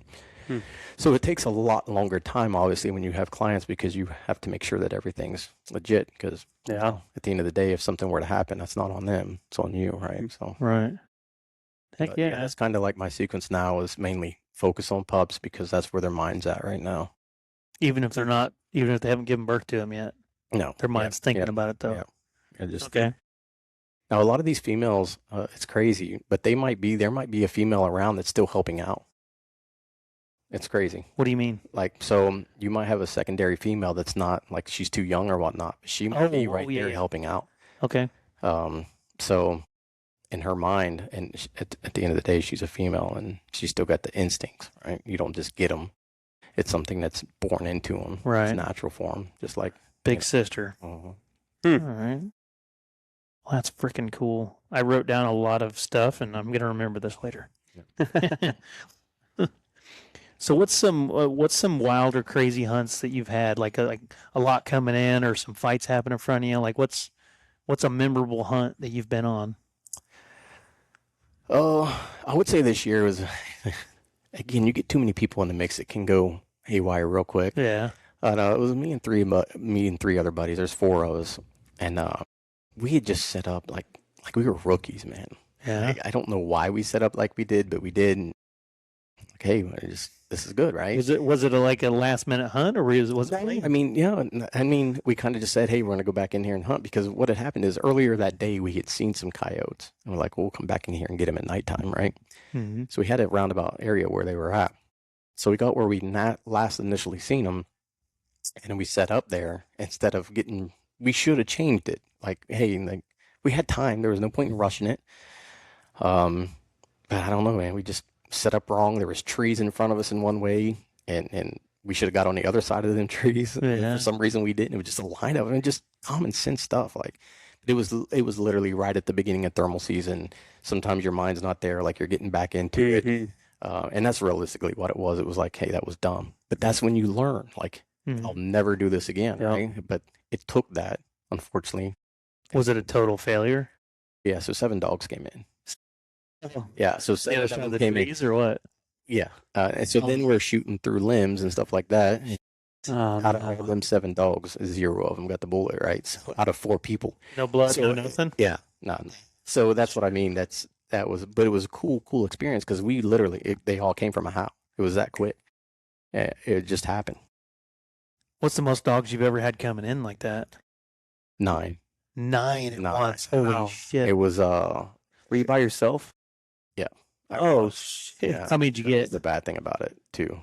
Two, dude. Still shooting quick like that, getting them. That's Yeah, freaking it outlaw was cool. coyote But that's the most. Yeah. That's actually the most coyotes I ever seen too. And I don't think they were actually together because one of them was coming from my left. There was three of them. I'm assuming it was a male and a female, and probably another male that was wanting to get with that female, and then the rest of them were young. Or it was most likely that's what it was. It could have been a male and a female, uh, and another female too. But by the way it looked, it was like a male and a female. And that's actually when I set up. That's what I seen. I seen the male, the female, and the third one. And then all of a sudden, so I did a howl because I actually seen them before I did anything. I got out of the truck and seen them, got all set up. And actually, the first thing I started off with was squeaky, squeaky. Like if I see a dog in a field, the name of the sound is called squeaky, squeaky. Like a mouse. No, it's a rabbit. Okay. But I'll set up, and it's real low pitched, right? So I'll get set up, and and if I see it in the field, I'll play it first, right? So I play it, and wait a minute, squeaky, squeaky. Mm-hmm. I can't. That might not be it. No, I don't know. I mean, I guess that might be it. I can't even think right now. Oh, I'm sorry. No, Miss McCottontail is what I'll start out with. Mm-hmm. Anyways, I get in this field, and I'll play Miss McCottontail. I do think Squeaky Squeaky is a mouse. I can't even remember, man. I got so many calls going on. I'm not expecting to remember all of them. But Miss McCottontail is what I'll usually play if I see him in there, and I'll start it like really, really quiet. And most times, as soon as they hear it, they'll come barreling in. Like they'll just start come barreling in. But these ones wouldn't have nothing to do with it. So I was so focused on it, man. I wasn't really looking left and right, which again, always look left and right. Always do your perimeters. And I did that when I first initially got there. But then once I did, I got kind of focused on them three. But you should always be scanning at all times, like left and right, to make sure, because dogs can come obviously from anywhere, right? So I didn't hear anything, or I couldn't get them to come in. I was like, screw it. So I'll do a howl, right? Well, I didn't scan over to my right first.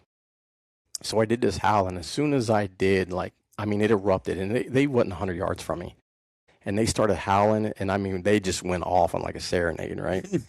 And there was 6 of them. I could see them, and they just started like serenading off, and I'm like, oh crap! And I look, and there they are. All of them, just bunched up and ready to go. Yeah. So from there, I just I didn't do any more. They were serenading, and I took one of them.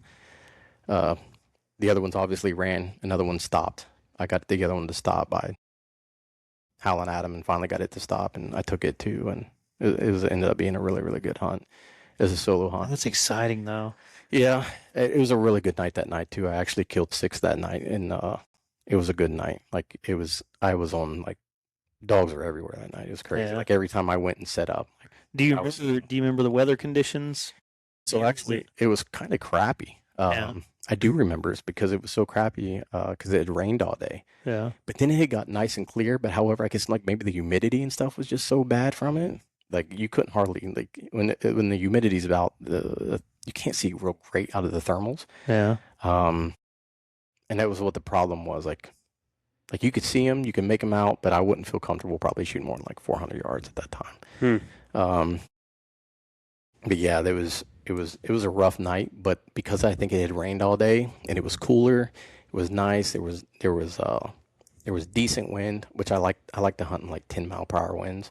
I don't like it 5, no wind, anything like that. I like a good 10, 12-mile-per-hour wind.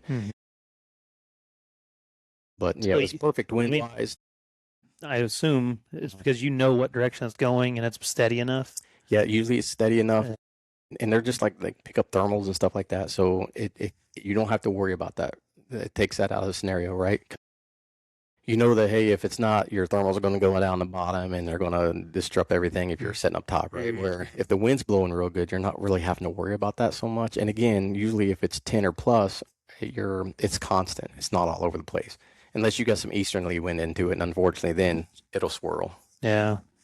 Shit, yeah. It just seems like every time you get something with the east in it, it's going to swirl in some kind of way. On your setup packages, are you running silencers? Absolutely. Yeah, I won't hunt without them. Hell yeah.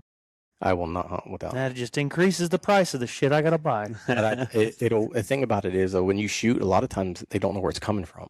So they don't even know what way to run a lot of times. Mm-hmm. So there's been a lot of times I've shot and the other ones will keep coming because they don't know where it came from. They don't even know what happened. So I mean, it's worth it. And of course, again, you guys are so close together as well. You shoot and it's not suppressed. Your ears are hurt. Oh yes, man. Oh, yes. I went on a hunt with some guys, the same one where I didn't shoot the coyote. Two people had suppressors. I don't have a suppressor, but then another guy didn't, and he was using the loudest 223 I've ever heard in my life. And I did not know he was going to shoot. Didn't even know he was looking at a coyote. And he just blasted one off. I was like, "Hey, man, There's the let me know when you're shooting." God dang. Yeah, Because we didn't have headphones or nothing. We were yeah, it'll change you.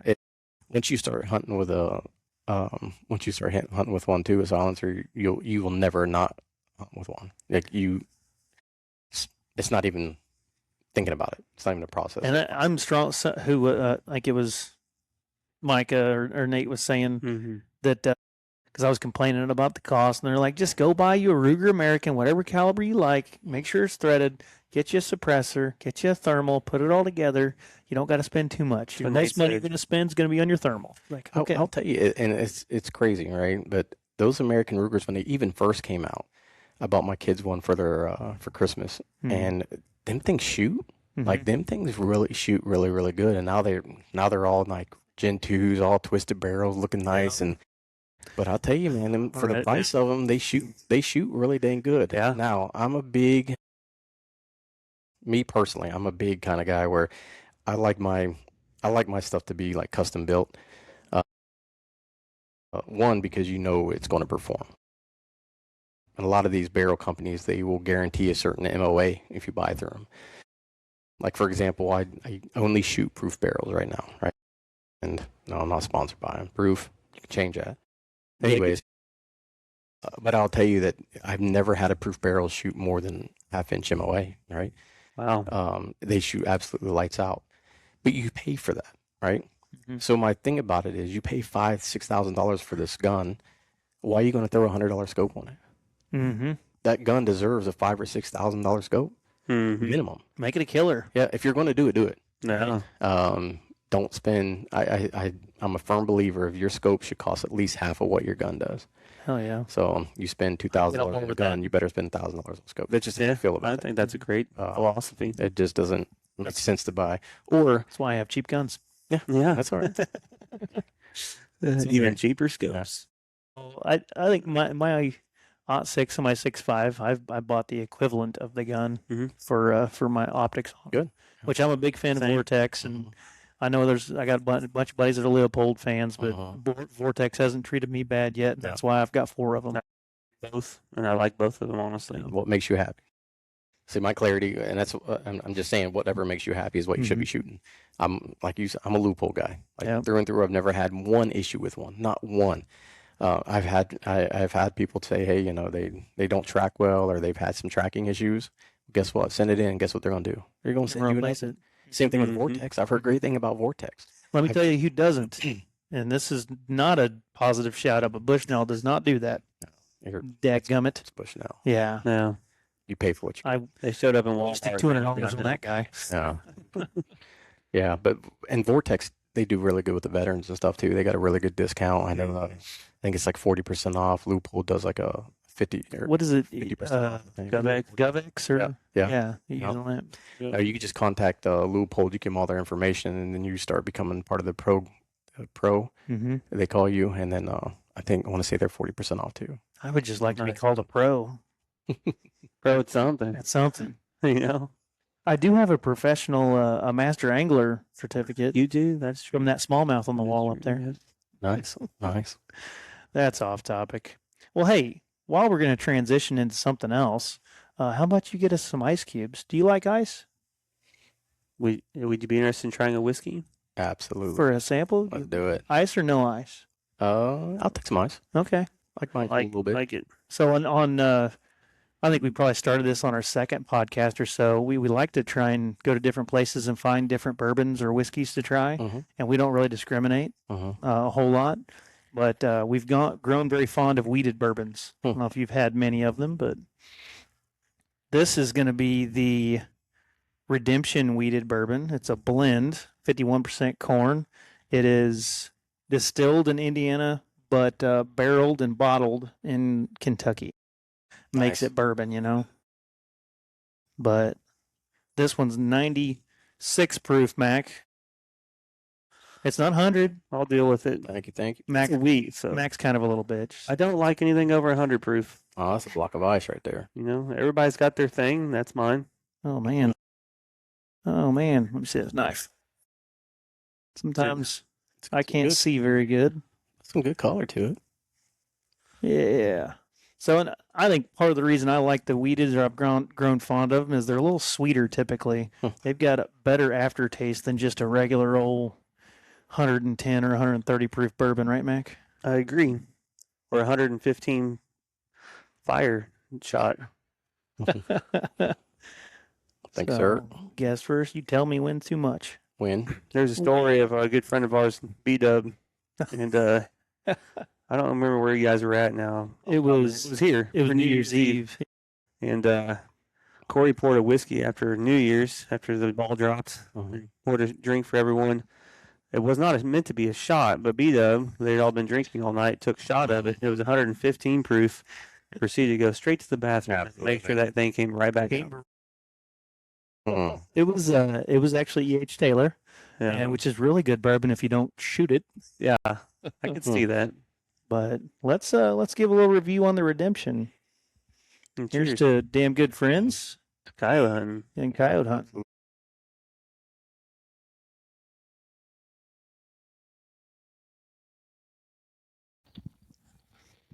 Yeah, but it's sweeter. That's good. It's sweeter, but it's no Bardstown. No, that's still my favorite wheat. It's got a kick right at the end of it. Very It's back. smooth. It's smooth until that right at the end, but I mean it's still pretty good. Bardstown wheat is still by far my favorite wheat. Have you had that old elk wheated, the double wheated? It's pricey. It's No, more pretty than bad. it should be for the bottle, but it's Pay for what you get. Yeah. kind of like a thermal, right? Yeah, it's everything. It's literally everything. You pay for it. Pull this guy down here a little bit. Well, you know, that's the Take a truth. There you go. I just put new tires on my truck, and I bought a high-quality tire, and wow, Mhm. she rides Difference it good. makes. Oh, my gosh. Difference it It makes. is nice. I forgot what it felt like to not ride in a steel brick truck. All over the place. Man, I think I would buy this again for the price. It was only $36. I think the Redemption wheated. But I'm gonna rate it lower. I'm gonna say it's a 6.8. I would say you're pretty. I would go like 7.1. You're nice. I like wheats. I like the sweetness to it. The back end flavor is not as enjoyable as I thought it'd be. Yeah. I mean, I'm sure after 2 or 3 of them, it'll be different. I won't taste it at all. Right. What do you think, James? More on like a flat 6. Makes sense. But I think to most of our whiskey drinkers that like our reviews, I've had some feedback from some people like, "What the hell? Why'd you rate that so low?" But also, why'd you rate that so high? I think everybody's different. yeah. Yeah. Oh, absolutely. Yeah. I do not like Jim Beam at all. But I've got some buddies, that's all they'll drink. Now it's weird now that it's a little bit cooler. I didn't have that bite at all. Mm-hmm. As it gets a little bit more watered and it gets a little bit cooler, it's going to be different. Yeah. But Yeah. I'm going to let my ice melt just a little bit Yeah. more. Yeah. So moving on a little bit now. Oh, I do remember a question I had earlier. Good, What because do you do, or do you do anything with the dogs after you harvest? So that really depends on the person, right? Unfortunately, the 6.5 puts a hurting on them pretty bad, so you can't really do much to the pelts. Yeah. Now, if it's got a big, beautiful pelt, I'll try to keep it, and that way I can tan it out and stuff like that, which I probably lost the most beautiful pelt this year. So me and my buddy went hunting, and I can't even remember who shot it. It was me or him. That didn't really matter, but so unfortunately, it was a Friday, Saturday, Sunday type thing, and we shot this coyote on Friday, but it was red as a red fox would be throughout it. I mean, it was just shit. gorgeous. But I mean, beautiful coyote. And then Sunday we came together as a picture and stuff. It was just like, oh man, like I wish we could have been, 2 days of that, and it had a real bad stench at that time. Yeah. But if there was a way to keep that one, there's definitely would try to keep that one. But a lot of times we end up just putting them Well, and together in a pile. Depending on the time of year and how warm it is, you really want to get to them quick if you're going to skin them. Yeah, and that's unfortunately it was pretty warm that weekend, and we couldn't. It's There's no way understandable to save it. And pelts aren't what they used to be. I mean, No, you're you- wasting a lot of time. Right. I actually just talked to a guy in South Dakota, and I think if he can spend up to $550, they get to make or something, but they get $25 a tail. So A tail. a tail. So they just show them their Department of Conservation. They give the tails and God, they no. write them a check. I'll be damned. They can, Just to go there and go hunting. I know, right? So that's what I asked him, and I guess there's like they got an abundance of them. Probably a wait At least list. it pays for ammo. I don't think the problem is I don't think out-of-staters get that. I think it's like an in-state Yeah. thing. Check out this coyote. His black feet. That is cool. So this was our buddy in Pennsylvania. He hunts a lot of coyote tournaments and whatnot. Aaron, shout out Aaron. Yep. But he sent us a video of seeing this coyote before the sun went down. Mm-hmm. They went back and ate dinner, and went back out there with their call and called him in and killed him. Yeah. Same spot. Yeah. Yeah. Yeah, I mean, well, I think he got that hide. I'm pretty confident he got that hide tanned. I would too. Yeah. Heck yeah. Unique looking. And a black one. I'd like to find a black one too. Yeah. But, you know, in different states, there's a lot of them, right? But, you know, here in Missouri, you just don't see it now. I did have a guy reach out to me that lives here in Missouri, and he shot one. And I was like, you just got a $400 or $500 taxidermy bill. He's like, yeah, I know. Yeah, I would, cool. I would get that one mounted. Get for the whole sure. thing mounted. Yeah, absolutely. If you got one mounted, what position would you get it in? I think Howland. Howland? I think Yeah. it'd be cool to, That would be kinda awesome. to match my logo. I think that's Exactly the like only the way. logo is how it's That would be awesome. That's exactly how I would. If I was getting a coyote mounted, I think that's the only way to mount them is Howland. Yeah, I got one. I had two furs, but I got one fur laying up there under that skull. Mm-hmm. But I killed two in one set, and I just skinned them, rolled them down, and took them to a taxidermist. Didn't really know what else to do with them, Right. and I traded the other one for something, for like an axe or something. It was weird. A buddy of mine wanted the fur, and I was like, "What do you got?" They say that like bobcats and stuff like that are some of the hardest taxidermy to do, I guess. Mm-hmm. But I don't know. There's a meat eater episode on bobcat prices are pretty high right now. Yeah, they're getting there. If for you sure. get good hides. And he went in depth on what you're looking for on them, where you want the spots, and how wide it should be with the spots, and all that stuff. Texas bobcats are the cheapest, and I think he said Minnesota is the highest paying ones Yeah. that are coming out of there. Was it Montana? It might have been there, but one of them just went for like $3,000 some dollars. That was on that episode of Meat Yeah, Eater. that was- They were talking about it. Was it Michigan? It might have. Minnesota, Michigan, Montana. It's one of I them. don't remember where it was. I know it was an M state. That's all. That's crazy. Yeah. But then they showed several of them on there. They were freaking beautiful. Lots of spots and whatnot. On some of the fur coats around the world, Mhm. they use only so wide of however the spots are to put on like Right. the cuffs and on the insides of things. Mhm. But they don't use the rest of it. They're using that little piece. But so the wider it gets, that one was it was a big cat and it had lots of spots. So Texas, you're talking about how they're really not worth anything, which is Yeah. crazy because there's so many of them, right? Have you guys ever heard of that big cat like tournament they have down there? No. Oh, it's crazy. Like first place pays over like $50,000. Wow. That's crazy. For bobcats. Bobcats. I mean, it's like $100,000 payout, and then it just goes broken down. It's just absolutely crazy. Then That's the wild. side pot for fox is like 12 or some thousand. It's crazy. And then but to That's so even, much money. yeah, but to even be entered, I think you have to kill so many coyotes before you can even start. So if I say, for example, you went and killed this great big bobcat, but you didn't kill enough coyotes to qualify, you can't enter. You're out of the money. Yeah, it's crazy. How do you prove it? Just pictures, or you There's turn them in? Yeah, at the end you got to turn because they got to weigh them and everything. Okay. But there's a location that they pick, and it's the same place all the time. And they do it on Do you go do this? January, February, March, I think it is. 3 months they do it. I haven't, but me and a couple buddies have been talking about doing it, and my buddy down there in Texas, I actually talked to him about it last time. He said, yeah, he'll get to land if I want to come there and do it, but And that'd be it just takes one. But the problem is a lot of the cats, the bigger cats, are down in South Texas.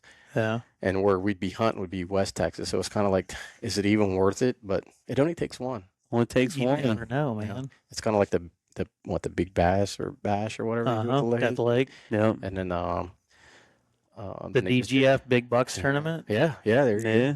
Which, That's what I keep telling everybody. You never know when you're going to kill your biggest deer. yeah, I'm going to be getting in on. Hell yeah. Please man. do, man. I'm going to bring in a big old 11 points, straight up and down. That'd be awesome. Well, not to get too far off topic, but get your teammate and get entered because we have monthly giveaways we're doing leading up to I season. did see that. Yeah, Yeah. I did see that.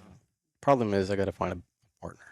There you go. Because a lot of the guys, so a couple of the guys that are good deer hunters I hunt with, they're kind of like, it's almost like bad luck type thing if you do it. So me and a buddy that he's a real good deer hunter. I'm not going to say his name or anything, but he's good. So me and him went and partnered everything, and it was probably the worst season we ever had. And he's like, "Yeah, I ain't doing that again." But then, the next year, then he goes and kills a 198-inch deer the next year. Oh, Monster. I mean, Gee. just straight monster. Wow. stop! Yeah. You're turning me on. The thing about you say, I mean, that's just, Is he pretty superstitious then? Like he probably wouldn't do it he's again? very superstitious. Yeah. So, well, that's who I'd like to have on it. But yeah, I told you about my buddy Mike and stuff. I need to talk him into it There you go. and see if I can. But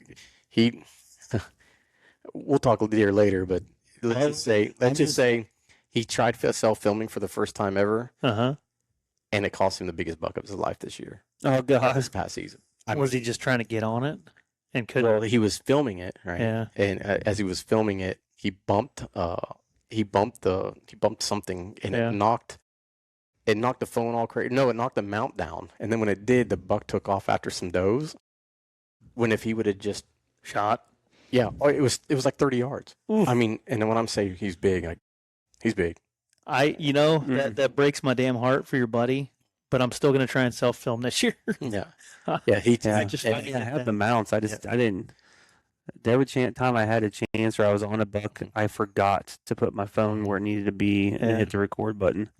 And so then when the good deer's gone, you're like, oh, what an idiot. I missed this whole You opportunity. have a bunch of B-roll, but then when it comes time to do the actual shot, I'm so focused Mhm. that I'm like, nah, man, I ain't messing this up. Like, Yeah. I'm the total opposite. Like, once it's in the zone and it's happening, I don't want to jack anything up.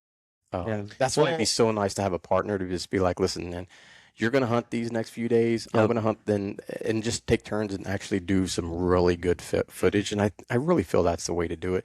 Now, don't get me wrong. There's a lot of guys out there making some awesome content doing it by themselves. But this costs them a lot of deer to do it. Sure. Yeah, and, sure. and I just don't know if I'm going to put that much time, especially going out of state, and put that much time into hunting and put that much money into hunting. I'm not putting that chance to it. You're giving that buck another opportunity To right? get away. Yeah. To get away, right? Yep. And like I said, it cost my buddy a buck of a lifetime. Well, So and it's this may be. devastating. I have one of those muddy arms that I've used, but the best thing I've gotten is an attachment on my bow, and I Painted. practice with it. Painted arrow. Magnet. Yep. Yes. Yeah. Yep. Those are pretty legit. Painted arrow. Yeah. Mhm. So, They're pretty legit. and this last year, I did turn it on when I shot at a doe and I missed her because I'm stupid. I hit a limb. Anyways, I don't want to talk about that. But I just hold my bow up when there's bucks coming by I didn't want to shoot, and I just videoed them Yeah. with it, and I Yeah. just left it in there, and that was okay.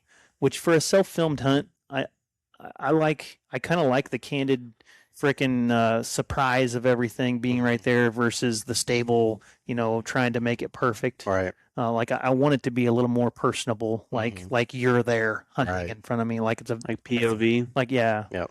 Yep. What's that stand for? point of view. I've got it. Okay. But POV is good too, right? I thought it meant personal own video or something like that. I don't know. that sounds like a porno. That could be that too. I just gave him something quick. I had to Yeah. be witty because I knew he was coming up with something. Now I need to look. Jamie wants to I know. remembered my question. You looked that up, Jamie. What's the farthest shot you've taken on a coyote? I'm going back to coyotes now.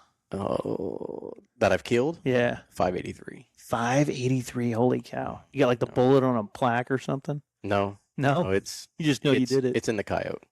Okay. It's still there. It's in the coyote. It was, but no, it got filmed luckily through the scope and stuff. So, and actually it was crazy. So, the weekend before I killed one at 538, and everyone's like, "Man, it's so much luck and this and that," and I'm like, I shoot a lot. Like I'm good. I'm confident. Like Yeah. and that's the thing about it. You have to have confidence in your equipment because if you don't, you're wasting your time being out there. Yeah. And that's all there is to it. Well, the only way to get confidence is by shooting, right? And like I told you, we go out and shoot 600 yards, stuff like that. So I'm confident in it. So I put it on made a TikTok video and it blew up to like 100 and some thousand views. Like it went up. It's crazy. Like it went crazy because everyone's like, man, that's crazy, blah blah blah blah blah. But then you got all these people. It's just luck. You got lucky and this and that. I said, okay, I get it, right? I get it. So the next weekend it comes up, I got one at 583, and then I posted another one. It went to like 40 some thousand views, and then TikTok didn't like that one, so They took it down. they didn't take it down, but now you got to like push other stuff to view it, which a lot of times people won't watch it then. So it jumped up to like 40 some thousand and just got the X. But yeah, that first one got a whole lot of attraction, but yeah, that's the farthest one I've got on video. Is DGF following James on TikTok? I don't know. We're still brand new on TikTok, so probably no, but I will do it right now. Mac's in charge of TikTok, so he's got to get that going for us. Listen, TikTok's a little more complicated than Instagram. Is it? Yeah. When you're used to using a platform for so long, and now you got to learn a whole new one all over again. It's like people going from Androids to iPhones. It's just like is that what they're bitching about? It's just like us learning how to use Instagram the first time. We sucked at videos and I'm doing it all over again. It's pretty great. I think we're professional now. See, I want to learn. I need to get YouTube. That's what I want to do. I want to start putting together hunts. Like every time I go out at night, you know how much good footage that would be? Oh, for sure. Even just looking through the scope. But if I could get like a night vision, watching everything that I'm doing, for one, it'd be a great learning basis for people. And they'll say, hey, this is our setups and this and that. And they can see it and they see it in action and exactly what's going on behind the scenes because they're only seeing what's looking through that scope. They don't see, the setups, how it's set up, why it's set up like that. Why do we set the call where we did and stuff like that? It'd be very good to be able to come back. You put it all together and then explain why it's happening, right? That's something I want to do. But like I said, it's going to take somebody helping me do it. For sure. Like I said, unfortunately, I'm a shooter, not a computer guy. Yeah. But a guy from Texas did reach out and he's like, hey, he actually asked to come do a couple videos and stuff of me hunting and wants to put it out there. And I'm like, yeah, man, but what do I get out of it? Like, you gonna teach me too? Like, yeah, like, absolutely. You help me do it. So we'll see. So when I go down to Texas and do some hole hunts and stuff like that, he wants to come do it, and then which will be nice as well because he's already down there too. But he's actually wanting to come up this summer once the hay and stuff comes off and film that way. He's never done it. Like he's just now starting to do it. And some of his videos he's already sent me. It's pretty impressive. So right now he's just calling like foxes and stuff in and recording it and then putting them on YouTube. But the next thing he wants to do is actually like get kill shots and stuff now. Right. So we're working on that. That's a little bit further down the road, but it's be something cool. Dude, that's what every redneck wants to see too. That's awesome. Yeah. Do you follow that page on Instagram, the Kill Shot Central? So I don't mess with Instagram that much. No, I just started recently. Aren't you? Yeah, I just recently started posting stuff from like some like Facebook view or some post or maybe some when I do like a TikTok now I'll share it to Instagram and stuff like that. But before that I wasn't really much of it. But I realized every time like you reach out to people and they want all these followers. That's realistically what these big companies want, right? They want to see that you have this big following base, which I understand it. Like that's what's going to get their product sold. So I get it. They got to have something to measure. There's got to be some kind of return on investment. Okay, you've got thousands of people following you, so then we want to put our name on your name. And that's exactly what it takes, right? So that's what I'm trying to do more and more and more is for one. And the good thing about it is like I already have an ammo company that they're pro staff with. That's gives me a pretty good deal on ammo. Hell yeah. And then, like I said, I got my thermals there. I get really good deals on thermals and stuff like that through Mike and his business and stuff. So it's getting there. You know what I'm saying?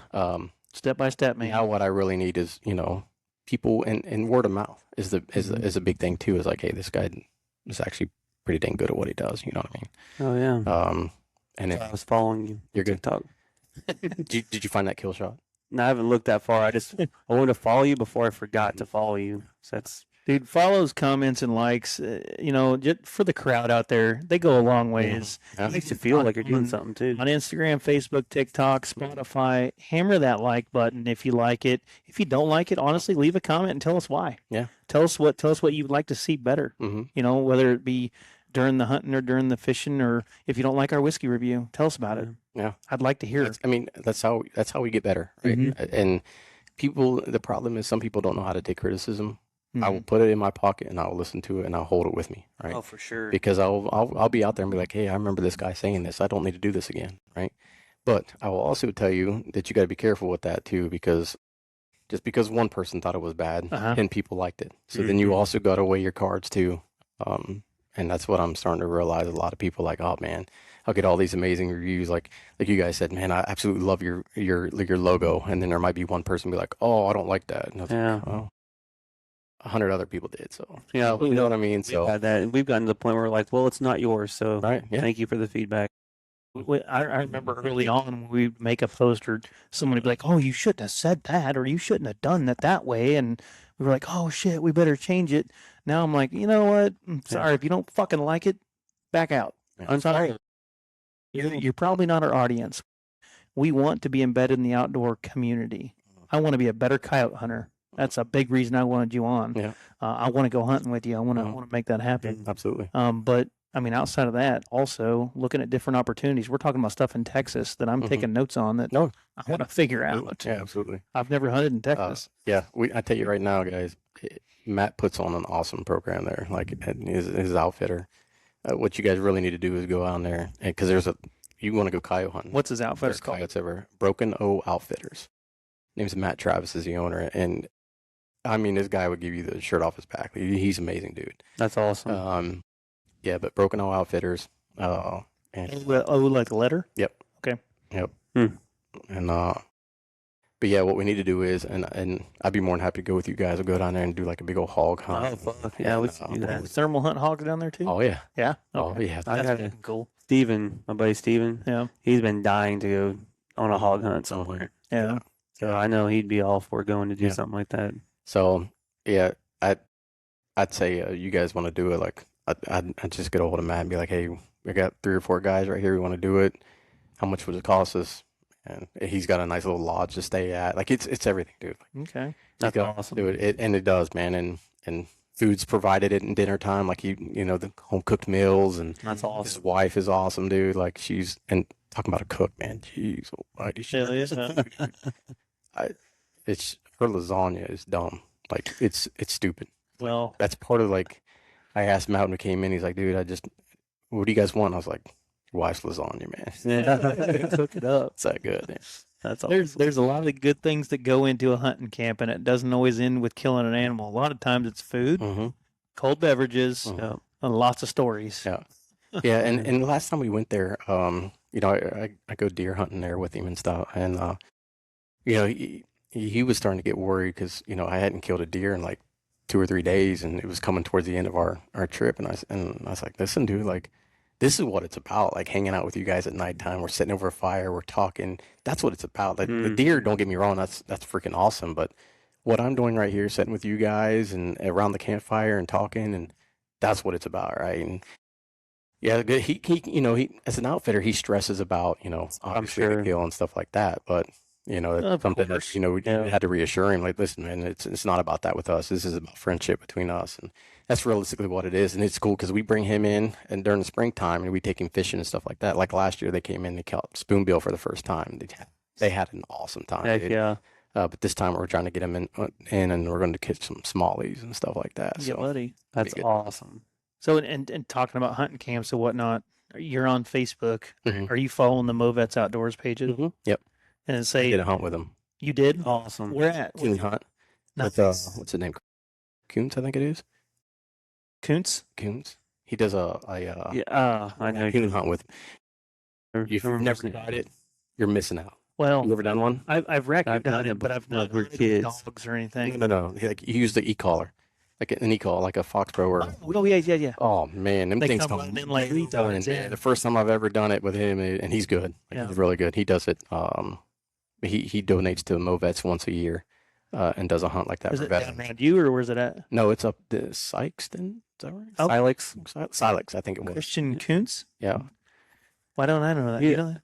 Yeah, he's a volunteer. He Yep. donates his time for that. Okay. Yeah, Gotcha. yeah, he's a great dude, but he usually charges, I think it's like $100 or a hunt or something. It's really cheap for realistically what it is, and Heck having yeah. a great time. And I had never done it before, and I just put my name in for a veteran hunt, and I got drawn, and I was like, man, it's 3.5 hours away. But when am I ever gonna do this again, right? Yeah. All right. And I had a freaking blast. So you're gonna put in again for it? Absolutely. Hell yeah. Now they got their lodge. Oh yeah. So they were just the lodge was just up at that time. They wasn't there was obviously it was like you walked in, the rooms were there, but that was literally it. But I just seen the other day that and they're getting ready to aren't they having Grand get opening. together? Yeah. June 13th. Yeah, I got it on my calendar. I'm gonna be up there. Yeah, awesome. Give out some stuff. And meet and greet with some people for us. I think Yeah. he'll be gone or won't be able to make it. I have my He's got my some work that weekend. work so. that weekend. When is it again? June 13th. So they're going to have their grand opening. I think they're going to have a band. They're going to have a veteran-owned barbecue company that's going to cook food and Yep. everything. So I think they're going to have their shooting range open in the back there. So there's going to be a lot of activity and whatnot going on there. I highly recommend Yeah. going to it. Yeah. I would be there if I wasn't working. Well, I will say, represent. while we're on that, if you're a veteran, put in for these veteran hunts that these organizations have for you. I don't care what I just did one for B4 Outdoors for a coyote hunt, and they reached out to me, and I'm a pro staff for the Fallen Outdoors, so I take vets and stuff out anyways. But when he reached out, I'm like, absolutely, like I'll donate some time, because that's what it's about, right? Yeah. It's getting other vets into the woods and the importance of it. And it goes back to what you said earlier. It's not even the hunt is the sugar on top. It's And the other- brotherhood you get to it's spend. brotherhood. Yeah, absolutely. You know, watching like-minded people get to come together and open up about things they don't talk to other people about. They don't understand. Yeah, You know, absolutely. I think it's a beautiful thing. That's why we're so passionate about MoVets and Mhm. why we are such big contributors to them. We have a name. What's our title they've given us now? Something sponsor. Legacy sponsors. Legacy sponsors. Yeah. Legacy. That's leprosy. We hosted. I don't know if you saw our banquet review. I did, yeah. We raised a good amount. Hopefully that money. Well, not hopefully. That money is going to go as soon as they figure out where they're going to put their next Veterans Lodge. Yeah, One of the 6 regions. that was, I'm pretty sure, the weekend I did the B4 outdoor thing. Nice. Yeah. What's B4 Outdoors? That's another organization, veteran Veteran. organization And you just mentioned you're a pro staffer for Fallen Outdoors. for the Fallen The Outdoors. Fallen. Mhm. Tell me about that. Dude, it's an amazing organization. So they're actually the biggest non-for-profit organization for veterans. It's just like MoVet. Their main mission, our main mission, is obviously to get vets in the outdoors. Suicide rate being 22, stuff like that. So they have that going on, a campaign. So it's at the end of the day, it's about getting veterans in the outdoors, whether it be fishing, whether it be hunting, whether it be kayaking, whether it be, hiking, you name it, right? I just did a trip, took 2 guys to did spoon billing on, what is today? Sunday. Took 2 vets and got with another TJ Brewer. Probably, dude, you're talking about a guy that knows Where'd you guys what the heck go? he's doing. Wigwam. Wigwam. Wigwam. But the guy is he knows like to a science. Oh, guys, put it at this depth, and the next thing you know, you're Snagging up. and He's Sounds like really, another- you're like, We got a friend Mark Durst like that. but he's a veteran too, and that's his way of giving back, right? So That's awesome. yeah, and that's what it's about. And again, now, so I actually how I met TJ was through another organization called Red, White, and Blue, or RWBO, right? Mm-hmm. That's how I met him. I put in for a veteran thing, got chosen for that one, so I went and did it with him. And that connection. And now every year, me and TJ goes out once a year and take out 2 vets with us every year. And that's what it's about, is that connection.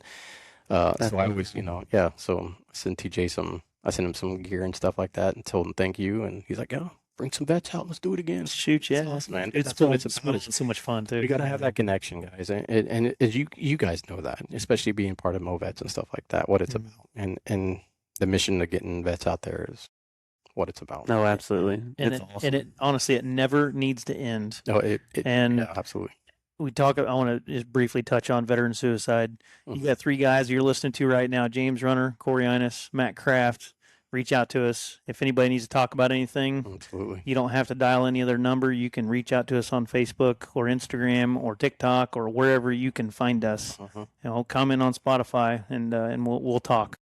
So there's no reason for any of that. We can take care of each other. Yep. These outdoor organizations are taking care of you and keeping us all together. So, yes, Well very said. much so. Well said, my friend. That's all I got for that. Nailed That's it. all I got to say about that. Well, I did have a transition, but I wrote too much on my paper. All right. Dude, I love your algorithm you've got happening over here. We've Oh, got areas. I know where I'm going with it. I've got stuff I'm not going to forget on here.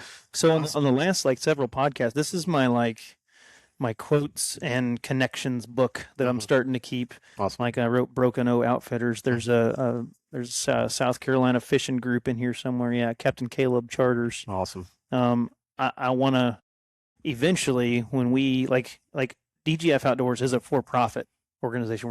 We're charitable to nonprofit, but we're for-profit. Eventually, I want us to be able to host and pay for, without having to raise money, taking veterans fishing. Absolutely. Or taking That's awesome. our DGF pro staff somewhere and including some veterans, or including, whatever, going fishing or hunting or whatever. So I'm building this as kind of a journal for that. Awesome. And That's great. want to make that happen.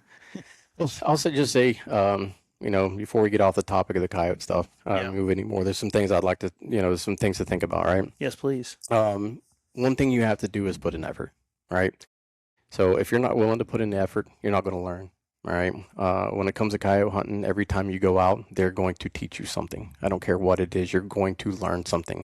So a lot of times asking somebody what's going on isn't always going to be the answer for you. So if you put in the effort, I promise you, you're going to get results. You're going to understand what the hows mean. You're going to understand why they did what they did. And you might not understand it then, but it's going to teach you eventually what that meant. So as long as you put in the effort, you're going to be good and you're going to get better and you're going to get consistent. 2, get very, very comfortable with your gun that you're taking, right? These coyotes deserve, right, and they deserve to be taken down with respect behind them, right? You don't want to just shoot and wound them. We want to kill them to kill them, right? So get very good with your equipment, get comfortable with it, and get proficient with it.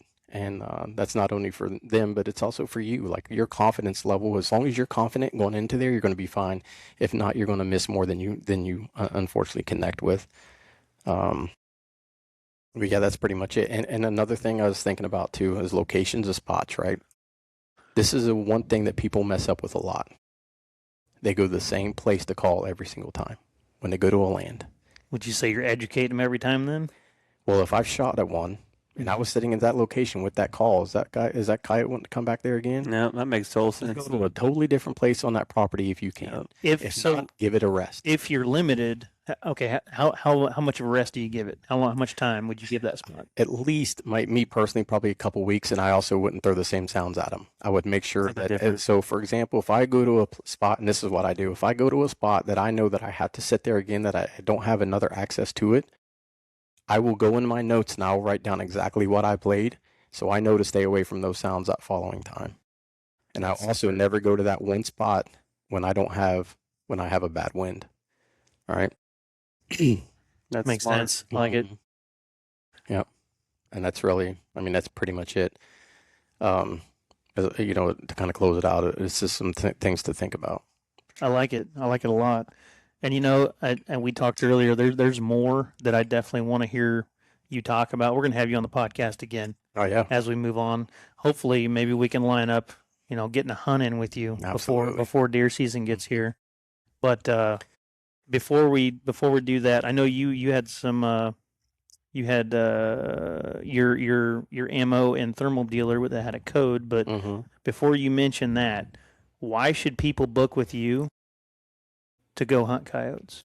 1, it's going to be fun, right? Yeah. I'm going to make sure that your hunt's fun. 2, I'm going to make sure you learn something, whether it be, I don't just take people on, just set them here and be like, here, shoot here. I try to explain to them why we're doing it that way, because again, a lot of people are doing it because they want to learn, right? I've actually had people that, I had a guy reach out to me. He's like, man, I keep doing the same thing over and over and over. And I said, well, that's your problem, right? I said, try to change it up.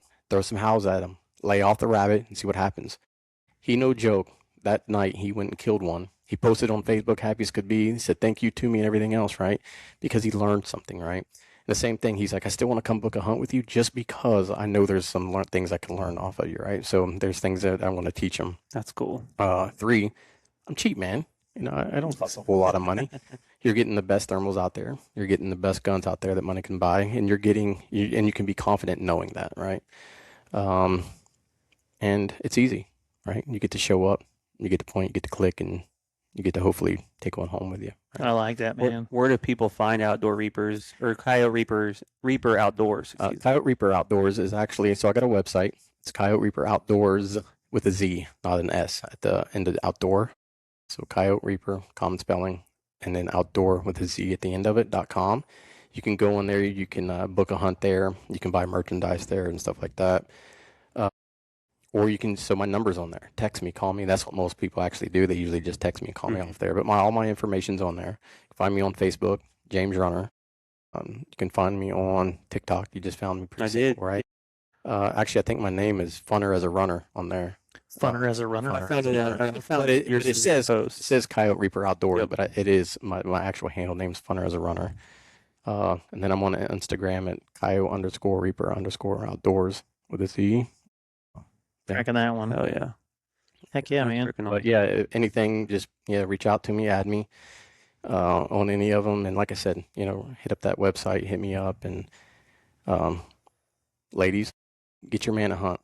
Hell yeah. Let him be a man. Let's have some fun with him because and I've heard that one. I actually had a guy and I actually had a guy come all the way down from Minnesota, come down and hunt with me too. So it was crazy Is because that the farthest someone's come? yeah, Yeah. it's crazy, and I feel almost kind of bad because so to be in out of state, and I'll just let people know this so they know up front.